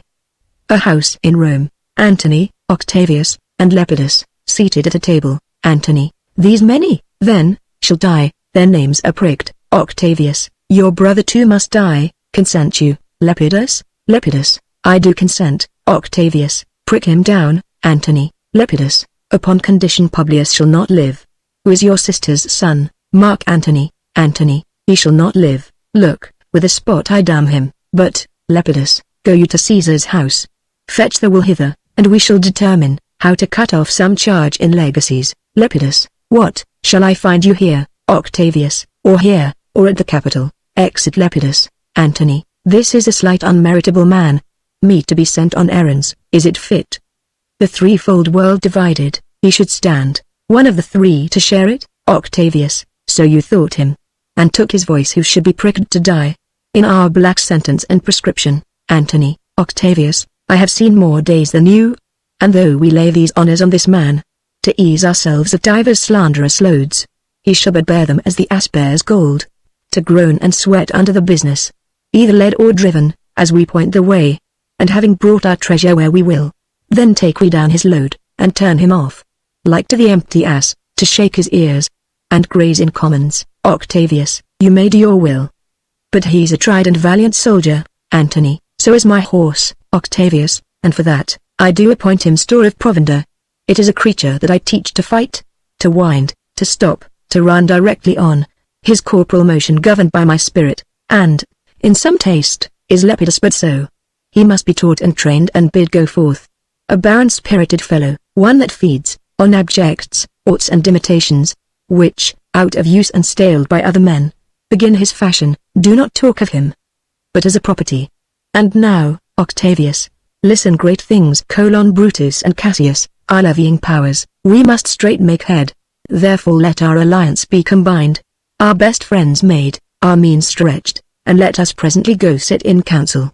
How covert matters may be best disclosed, and open perils surest answered. Octavius, let us do so, for we are at the stake, and bait about with many enemies, and some that smile have in their hearts, I fear, millions of mischiefs. Exeunt. Scene 2. Camp near Sardis. Before Brutus's tent, drum. Enter Brutus, Lucilius, Lucius, and soldiers, Titinius and Pindarus meeting them. Brutus, stand, ho, Lucilius, give the word, ho. And stand, Brutus, what now, Lucilius? Is Cassius near, Lucilius? He is at hand, and Pindarus is come, to do salutation from his master. Brutus, he greets me well. Your master, Pindarus, in his own change, or by ill officers, hath given me some worthy cause to wish things done, undone, but, if he be at hand, I shall be satisfied. Pindarus, I do not doubt, but that my noble master will appear, such as he is, full of regard and honor. Brutus, he is not doubted. A word, Lucilius, how he received you, let me be resolved. Lucilius, with courtesy and with respect enough, but not with such familiar instances, nor with such free and friendly conference, as he hath used of old. Brutus, thou hast described, a hot friend cooling, ever note, Lucilius, when love begins to sicken and decay, it useth an enforced ceremony. There are no tricks in plain and simple faith, but hollow men, like horses hot at hand, make gallant show and promise of their mettle, but when they should endure bloody spur, they fall their crests, and, like deceitful jades, sink in the trial. Comes his army on, Lucilius? They mean this night in Sardis to be quartered. The greater part, the horse in general, are come with Cassius. Brutus, hark! He is arrived. Lo, march within, march gently on to meet him. Enter Cassius and his powers. Cassius, stand, ho. Brutus, stand, ho. Speak the word along. First soldier, stand. Second soldier, stand. Third soldier, stand. Cassius, most noble brother, you have done me wrong. Brutus, judge me, you gods. Wrong I mine enemies? And, if not so, how should I wrong a brother? Cassius. Brutus, this sober form of yours hides wrongs. And when you do them, Brutus, Cassius, be content, speak your griefs softly, I do know you well. Before the eyes of both our armies here, which should perceive nothing but love from us, let us not wrangle, bid them move away. Then in my tent, Cassius, enlarge your griefs, and I will give you audience. Cassius, Pindarus, bid our commanders lead their charges off, a little from this ground. Brutus, Lucilius, do the like, and let no man come to our tent till we have done our conference. Let Lucius and Titinius guard our door. Exeunt. Scene 3. Brutus's tent. Enter Brutus and Cassius. Cassius, that you have wronged me doth appear in this. You have condemned and noted Lucius Bella, for taking bribes here of the Sardians, wherein my letters, praying on his side, because I knew the man, was slighted off. Brutus, you wronged yourself to write in such a case. Cassius, in such a time as this it is not meet, that every nice offense should bear his comment. Brutus, let me tell you, Cassius, you yourself, are much condemned to have an itching palm, to sell and march your offices for gold. To undeservers. Cassius, I an itching palm, you know that you are Brutus that speak this. Or, by the gods, this speech were else your last. Brutus, the name of Cassius honors this corruption, and chastisement doth therefore hide his head. Cassius, chastisement. Brutus, remember March, the Ides of March remember. Did not great Julius bleed for justice' sake? What villain touched his body, that did stab, and not for justice? What, shall one of us, that struck the foremost man of all this world, but for supporting robbers, shall we now, contaminate our fingers with base bribes, and sell the mighty space of our large honors, for so much trash as may be grasped thus? I had rather be a dog, and bay the moon, than such a Roman. Cassius. Brutus, bay not me. I'll not endure it. You forget yourself. To hedge me in, I am a soldier, I, older in practice, abler than yourself, to make conditions. Brutus, go to, you are not. Cassius, Cassius, I am. Brutus, I say you are not. Cassius, urge me no more, I shall forget myself. Have mind upon your health, tempt me no further. Brutus, away, slight man. Cassius, is't possible? Brutus, hear me, for I will speak. Must I give way and room to your rash choler? Shall I be frighted when a madman stares? Cassius, O ye gods, Ye gods! Must I endure all this, Brutus, all this? More, fret till your proud heart break. Go show your slaves how choleric you are, and make your bondmen tremble. Must I budge? Must I observe you? Must I stand and crouch, under your testy humor? By the gods, you shall digest the venom of your spleen, though it do split you, for, from this day forth, I'll use you for my mirth, yea, for my laughter. When you are waspish, Cassius, is it come to this, Brutus, you say you are a better soldier? Let it appear so, make your vaunting true, and it shall please me well, for mine own part. I shall be glad to learn of noblemen. Cassius, you wrong me every way, you wrong me, Brutus. I said, an elder soldier, not a better. Did I say better, Brutus? If you did, I care not. Cassius, when Caesar lived, he durst not thus have moved me. Brutus, peace, peace. You durst not so have tempted him. Cassius, I durst not. Brutus, number. Cassius, what, durst not tempt him? Brutus, for your life you durst not. Cassius, do not presume too much upon my love. I may do that I shall be sorry for. Brutus, you have done that you should be sorry for. There is no terror, Cassius, in your threats. For I am armed so strong in honesty, that they pass by me as the idle wind, which I respect not.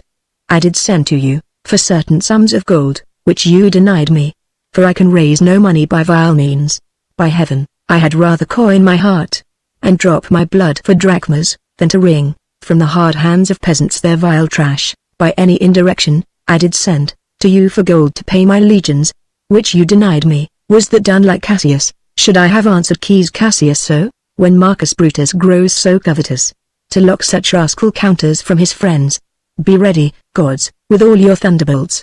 Dash him to pieces. Cassius, I denied you not. Brutus, you did. Cassius, I did not. He was but a fool that brought my answer back. Brutus hath rived my heart. A friend should bear his friend's infirmities. But Brutus makes mine greater than they are. Brutus, I do not, till you practice them on me. Cassius, you love me not. Brutus, I do not like your faults. Cassius, a friendly eye could never see such faults. Brutus, a flatterer's would not, though they do appear, as huge as high Olympus. Cassius, come, Antony, and young Octavius, come, revenge yourselves alone on Cassius. For Cassius is Ori of the world, hated by one he loves, braved by his brother, checked like a bondman, all his faults observed, set in a notebook, learned, and connecticuted by rote, to cast into my teeth.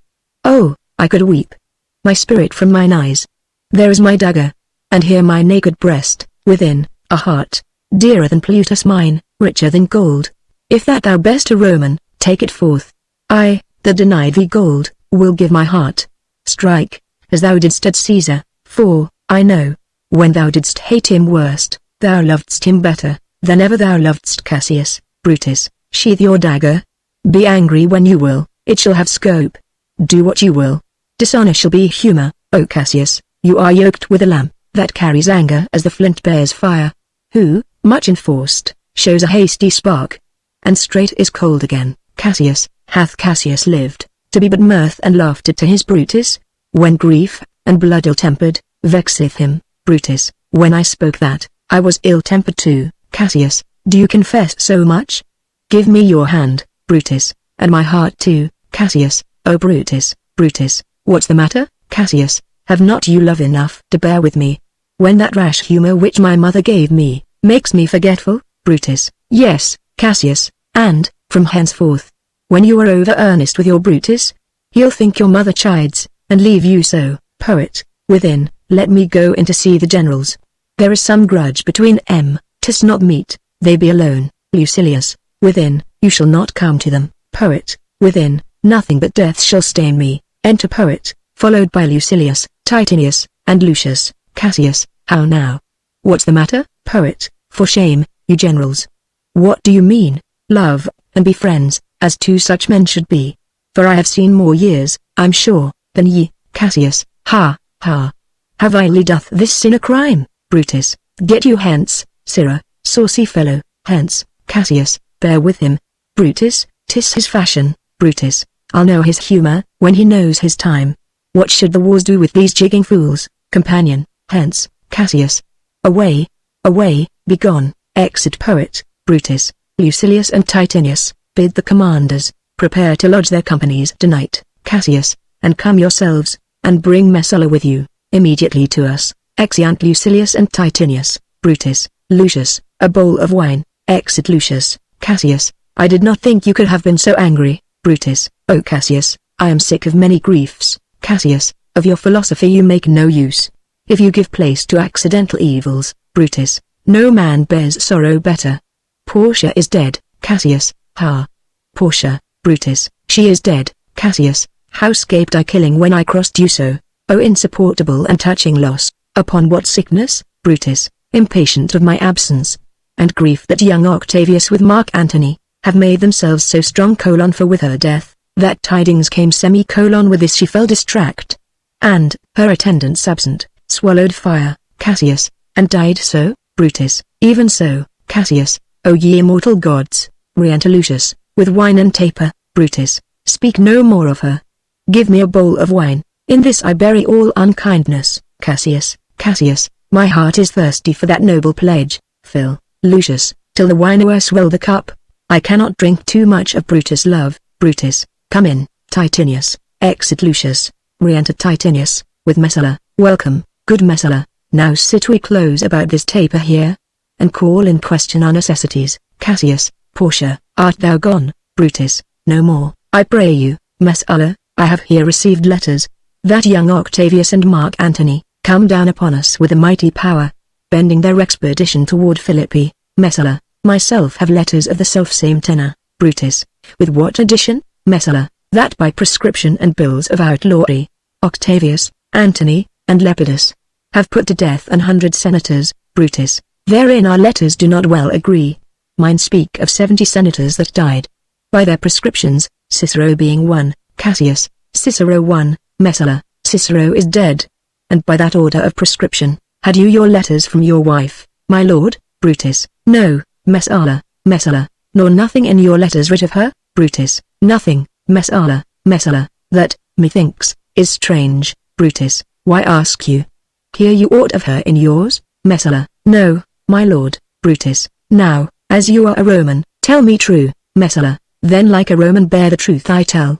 For certain she is dead, and by strange manner. Brutus, why, farewell, Portia. We must die. Messala, with meditating that she must die once. I have the patience to endure it now. Messala, even so great men great losses should endure. Cassius, I have as much of this in art as you, but yet my nature could not bear it so. Brutus, well, to our work alive. What do you think of marching to Philippi presently? Cassius, I do not think it good. Brutus, your reason? Cassius, this it is. 'Tis better that the enemy seek us. So shall he waste his means, weary his soldiers, doing himself offence, whilst we, lying still, are full of rest, defence, and nimbleness. Brutus, good reasons must, of force, give place to better. The people twixt Philippi and this ground, do stand but in a forced affection, for they have grudged us contribution. The enemy, marching along by them shall make a fuller number up. Come on refreshed, new added, and encouraged. From which advantage shall we cut him off? If at Philippi we deface him there, these people at our back. Cassius, hear me, good brother. Brutus, under your pardon. You must note beside, that we have tried the utmost of our friends. Our legions are brimful, our cause is ripe. The enemy increaseth every day. We, at the height, are ready to decline. There is a tide in the affairs of men, which, taken at the flood, leads on to fortune.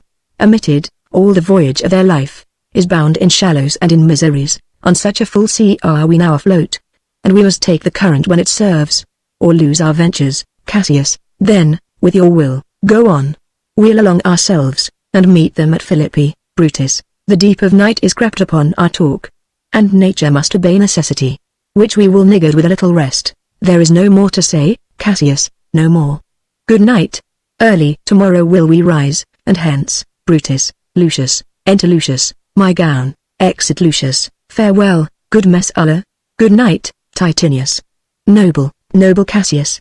Good night, and good repose. Cassius, O my dear brother, this was an ill beginning of the night. Never come such division tween our souls, let it not. Brutus, everything is well. Cassius, good night, my lord. Brutus, good night, good brother. Titinius. Messala, good night, Lord Brutus. Brutus, farewell, everyone, exeunt all but Brutus. Re-enter Lucius, with a gown. Give me the gown. Where is thy instrument, Lucius? Here in the tent. Brutus, what, thou speak'st drowsily, poor knave, I blame thee not, thou art o'erwatched. Call Claudius and some other of my men. I'll have them sleep on cushions in my tent. Lucius, Varro and Claudius, enter Varro and Claudius. Varro, calls my lord. Brutus, I pray you, sirs, lie in my tent and sleep. It may be I shall raise you by and by, on business to my brother Cassius. Varro, so please you, we will stand and watch your pleasure. Brutus, I will not have it so, lie down, good sirs. It may be I shall otherwise bethink me. Look, Lucius, here's the book I sought for so. I put it in the pocket of my gown. Varro and Claudius lie down. Lucius, I was sure your lordship did not give it me. Brutus, bear with me, good boy, I am much forgetful. Canst thou hold up thy heavy eyes a while, and touch thy instrument a strain or two? Lucius, my lord, and please you. Brutus, it does, my boy. I trouble thee too much, but thou art willing. Lucius, it is my duty, sir. Brutus, I should not urge thy duty past thy might. I know young bloods look for a time of rest. Lucius, I have slept, my lord, already. Brutus, it was well done, and thou shalt sleep again. I will not hold thee long, if I do live. I will be good to thee, music, and a song. This is a sleepy tune. O murderous slumber, lay'st thou leaden mace upon my boy, that plays thee music? Gentle knave, good night. I will not do thee so much wrong to wake thee. If thou dost nod, thou break'st thy instrument. I'll take it from thee, and, good boy, good night. Let me see, is not the leaf turned down, where I left reading? Here it is, I think. Enter the ghost of Caesar. How ill this taper burns. Ha! Who comes here? I think it is the weakness of mine eyes, that shapes this monstrous apparition. It comes upon me. Art thou anything? Art thou some god, some angel, or some devil, that makest my blood cold and my hair to stare? Speak to me what thou art, ghost, thy evil spirit. Brutus, Brutus, why comest thou, ghost, to tell thee thou shalt see me at Philippi? Brutus, well, then I shall see thee again, ghost, at Philippi. Brutus, why, I will see thee at Philippi, then. Exit ghost. Now I have taken heart thou vanishest. I'll spirit, I would hold more talk with thee, boy. Lucius. Varro. Claudius. Sirs. Awake. Claudius. Lucius, the strings, my lord, are false. Brutus. He thinks he still is at his instrument. Lucius. Awake. Lucius, my lord. Brutus. Didst thou dream, Lucius, that thou so couldst out? Lucius, my lord, I do not know that I did cry. Brutus. Yes, that thou didst. Didst thou see anything? Lucius. Nothing, my lord. Brutus. Sleep again, Lucius. Sirrah Claudius. To Varro, fellow thou. Awake, Varro, my lord. Claudius, my lord. Brutus. Why did you so cry out, sirs, in your sleep? Varro. Claudius. Did we, my lord? Brutus. Saw you anything? Varro. No, my lord, I saw nothing. Claudius. Nor I, my lord. Brutus. Go and commend me to my brother Cassius. Bid him set on his powers betimes before, and we will follow. Varro. Claudius. It shall be done, my lord. Exeunt. Act 5, Scene I. The plains of Philippi. Enter Octavius, Antony, and their army. Octavius. Now, Antony, our hopes are answered. You said the enemy would not come down, but keep the hills and upper regions. It proves not so, their battles are at hand. They mean to warn us at Philippi here, answering before we do demand of them. Antony. Tut, I am in their bosoms, and I know, wherefore they do it. They could be content to visit other places, and come down, with fearful bravery, thinking by this face, to fasten in our thoughts that they have courage. But 'tis not so. Enter a messenger. Messenger, prepare you, generals. The enemy comes on in gallant show. Their bloody sign of battle is hung out, and something to be done immediately. Antony. Octavius, lead your battle softly on, upon the left hand of the even field. Octavius. Upon the right hand I, keep thou the left. Antony. Why do you cross me in this exigent? Octavius. I do not cross you, but I will do so. March, drum. Enter Brutus, Cassius, and their army, Lucilius, Titinius, Messala, and others. Brutus. They stand, and would have parley. Cassius. Stand fast. Titinius. We must out and talk. Octavius. Mark Antony. Shall we give sign of battle? Antony. No, Caesar, we will answer on their charge. Make forth. The generals would have some words. Octavius, stir not until the signal. Brutus, words before blows. Is it so, countryman? Octavius, not that we love words better, as you do. Brutus, good words are better than bad strokes. Octavius, Antony, in your bad strokes. Brutus, you give good words. Witness the hole you made in Caesar's heart. Crying long live. Hail, Caesar, Cassius, Antony. The posture of your blows are yet unknown. But for your words, they rob the hive bees, and leave them honeyless. Antony, not stingless too. Brutus, oh, yes, and soundless too. For you have stung their buzzing, Antony, and very wisely threat before you sting. Antony, villains, you did not so, when your vile daggers had one another in the sides of Caesar. You showed your teeth like apes, and fawned like hounds, and bowed like bondmen, kissing Caesar's feet, whilst damned Casca, like a cur, behind, struck Caesar on the neck. Oh you flatterers, Cassius, flatterers. Now, Brutus, thank yourself. This tongue had not offended so today. If Cassius might have ruled. Octavius, come, the cause, if arguing make us sweat, the proof of it will turn to redder drops. Look, I draw a sword against conspirators. When think you that the sword goes up again? Never, till Caesar's 33 wounds be well avenged, or till another Caesar have added slaughter to the sword of traitors. Brutus, Caesar, thou canst not die by traitors' hands, unless thou bringst them with thee. Octavius, so I hope. I was not born to die on Brutus' sword. Brutus, oh, if thou wert the noblest of thy strain, young man, thou couldst not die more honorable. Cassius, a peevish schoolboy, worthless or such honor, joined with a masker and a reveler. Antony, old Cassius still. Octavius, come, Antony, away. Defiance, traitors, hurl we in your teeth. If you dare fight today, come to the field. If not, when you have stomachs, exeunt Octavius, Antony, and their army. Cassius, why, now, blow wind, swell billow and swim bark, the storm is up, and all is on the hazard. Brutus, ha, Lucilius. Hark, a word with you, Lucilius, standing forth, my lord. Brutus and Lucilius converse apart. Cassius, Messala, standing forth, what says my general? Cassius, Messala, this is my birthday, as this very day was Cassius born.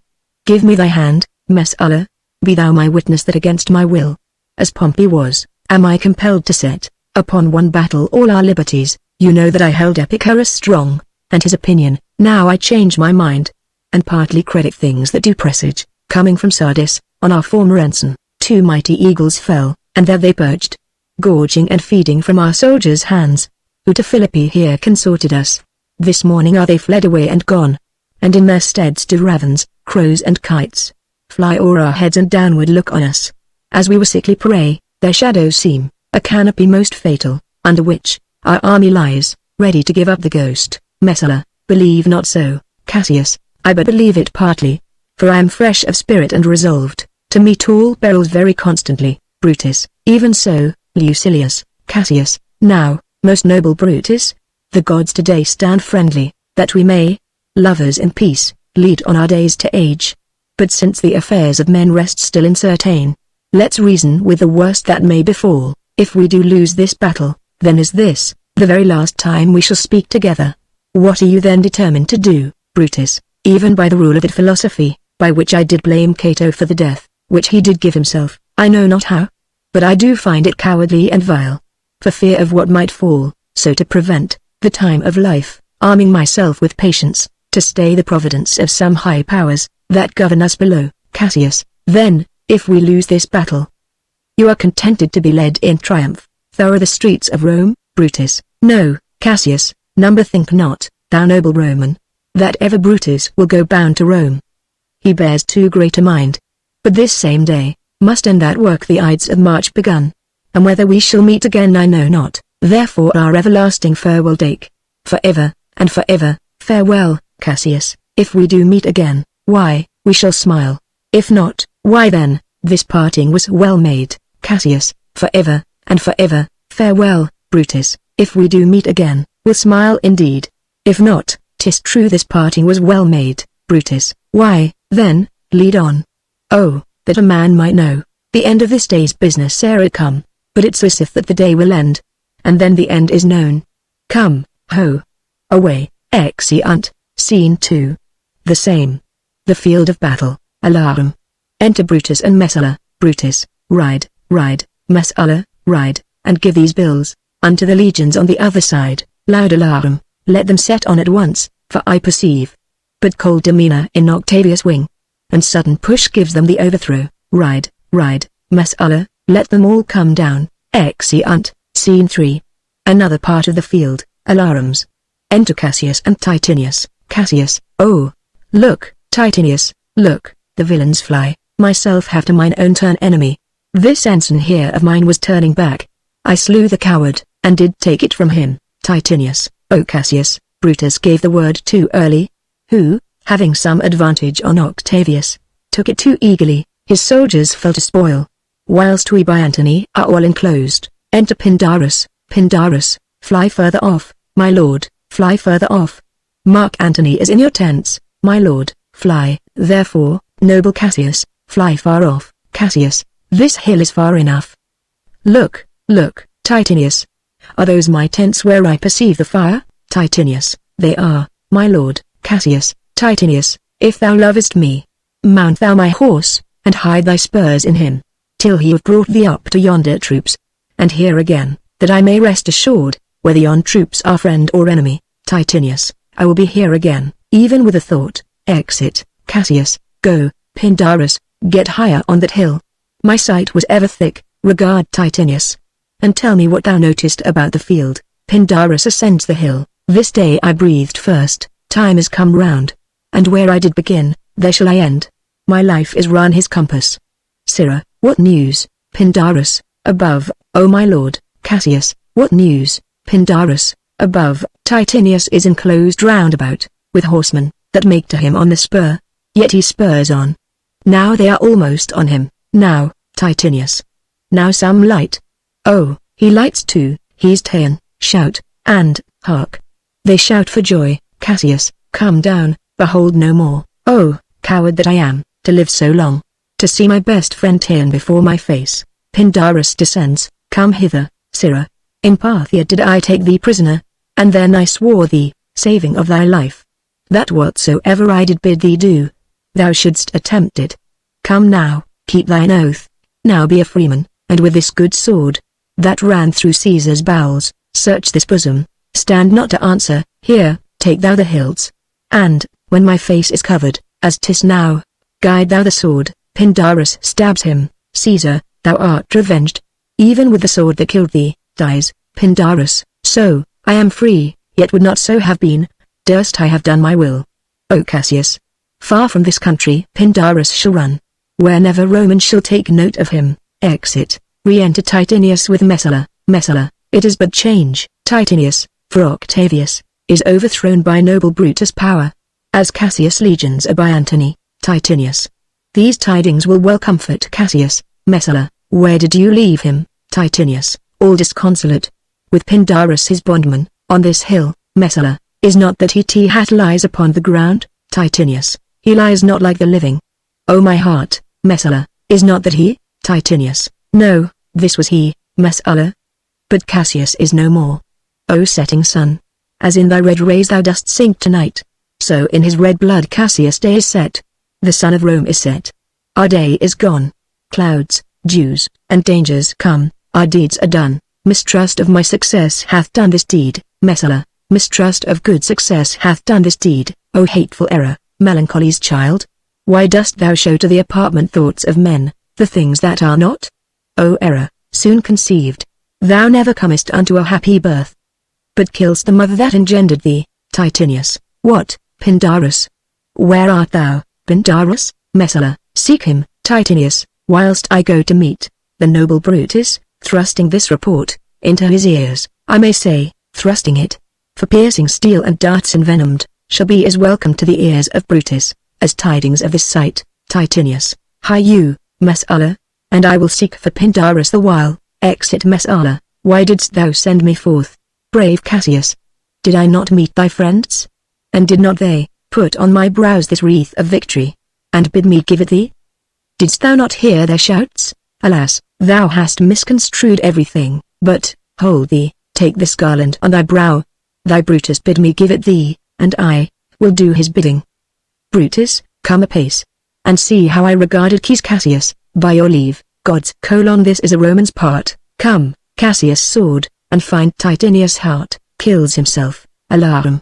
Re-enter Messala, with Brutus, Cato, Strato, Volumnius, and Lucilius. Brutus, where, Messala, doth his body lie? Messala, lo, yonder, and Titinius mourning it. Brutus, Titinius' face is upward. Cato, he is slain. Brutus, O Julius Caesar, thou art mighty yet, thy spirit walks abroad and turns our swords, in our own proper entrails. Lo alarums. Cato, brave Titinius, look, whether he have not crowned dead Cassius. Brutus, are yet 2 Romans living such as these?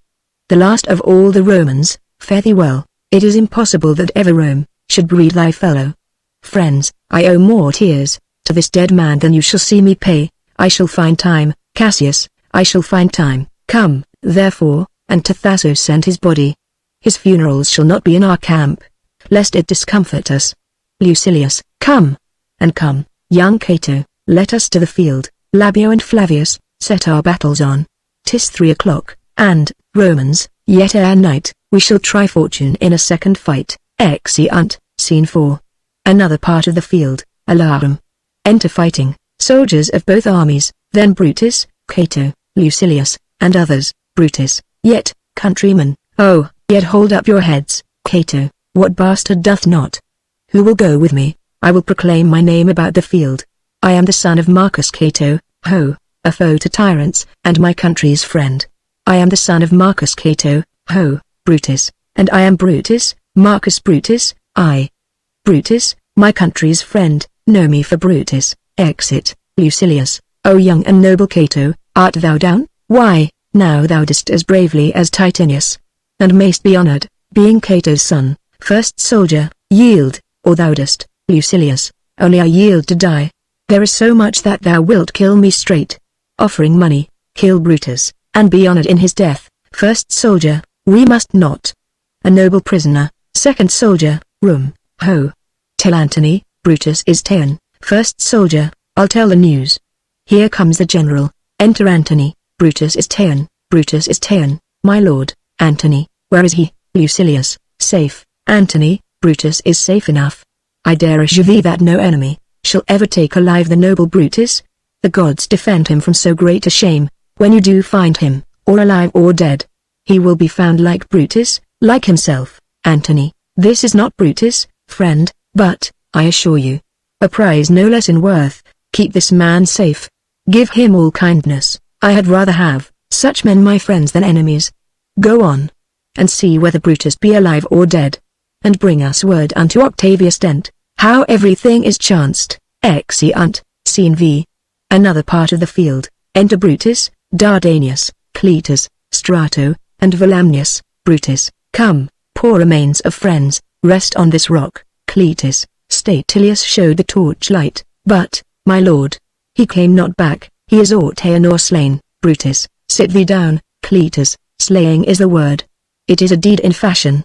Hark thee, Cletus, whispers. Cletus, what, I, my lord? No, not for all the world. Brutus, peace then. No words. Cletus, I'll rather kill myself. Brutus, hark thee, Dardanius, whispers. Dardanius, shall I do such a deed? Cletus, O Dardanius, Dardanius, O Cletus, Cletus, what ill request did Brutus make to thee? Dardanius, to kill him. Cletus, look, he meditates. Cletus, now is that noble vessel full of grief, that it runs over even at his eyes. Brutus, come hither, good Volumnius, list a word. Volumnius, what says my lord? Brutus, why, this, Volumnius. The ghost of Caesar hath appeared to me, several times by night, at Sardis once, and, this last night, here in Philippi fields. I know my hour is come. Volumnius, not so, my lord. Brutus, nay, I am sure it is. Volumnius, thou seest the world. Volumnius, how it goes. Our enemies have beat us to the pit. Lo alarums, it is more worthy to leap in ourselves, than tarry till they push us. Good Volumnius, thou knowst that we two went to school together. Even for that our love of old, I prithee, hold thou my sword hilts, whilst I run on it. Volumnius, that's not an office for a friend, my lord. alarum still. Cletus, fly, fly, my lord, there is no tarrying here. Brutus, farewell to you, and you, and you, Volumnius. Strato, thou hast been all this while asleep. Farewell to thee too, Strato. Countryman, my heart doth joy that yet in all my life, I found no man but he was true to me. I shall have glory by this losing day, more than Octavius and Mark Antony. By this vile conquest shall attain unto, so fare you well at once, for Brutus' tongue hath almost ended his life's history. Night hangs upon mine eyes, my bones would rest, that have but labored to attain this hour. Alarum. Cry within, fly, fly, fly. Cletus, fly, my lord, fly. Brutus, hence. I will follow. Exeunt Cletus, Dardanius, and Volumnius. I prithee, Strato, stay thou by thy lord. Thou art a fellow of a good respect. Thy life hath had some smatch of honour in it. Hold then my sword, and turn away thy face, while I do run upon it. Wilt thou, Strato, Strato, give me your hand first? Fare you well, my lord. Brutus, farewell, good Strato, runs on his sword. Caesar, now be still. I killed not thee with half so good a will. Dies. Alarum. Retreat. Enter Octavius, Antony, Messala, Lucilius, and the army. Octavius, what man is that? Messala, my master's man. Strato, where is thy master? Strato, free from the bondage you are in. Messala, the conquerors can but make a fire of him. For Brutus only overcame himself, and no man else hath honor by his death. Lucilius, so Brutus should be found. I thank thee, Brutus, that thou hast proved Lucilius saying true. Octavius, all that served Brutus, I will entertain them. Fellow, wilt thou bestow thy time with me? Strato, if Messala will prefer me to you. Octavius, do so, good Messala. Messala, how died my master? Strato, Strato, I held the sword, and he did run on it. Messala, Octavius, then take him to follow thee. That did the latest service to my master, Antony. This was the noblest Roman of them all. All the conspirators save only he did that they did in envy of great Caesar. He only, in a general honest thought, and common good to all, made one of them. His life was gentle, and the elements, so mixed in him that nature might stand up, and say to all the world this was a man. Octavius, according to his virtue let us use him. With all respect and rites of burial, within my tent his bones tonight shall lie. Most like a soldier, ordered honorably, so call the field to rest, and let's away. Depart the glories of this happy day. Exeunt.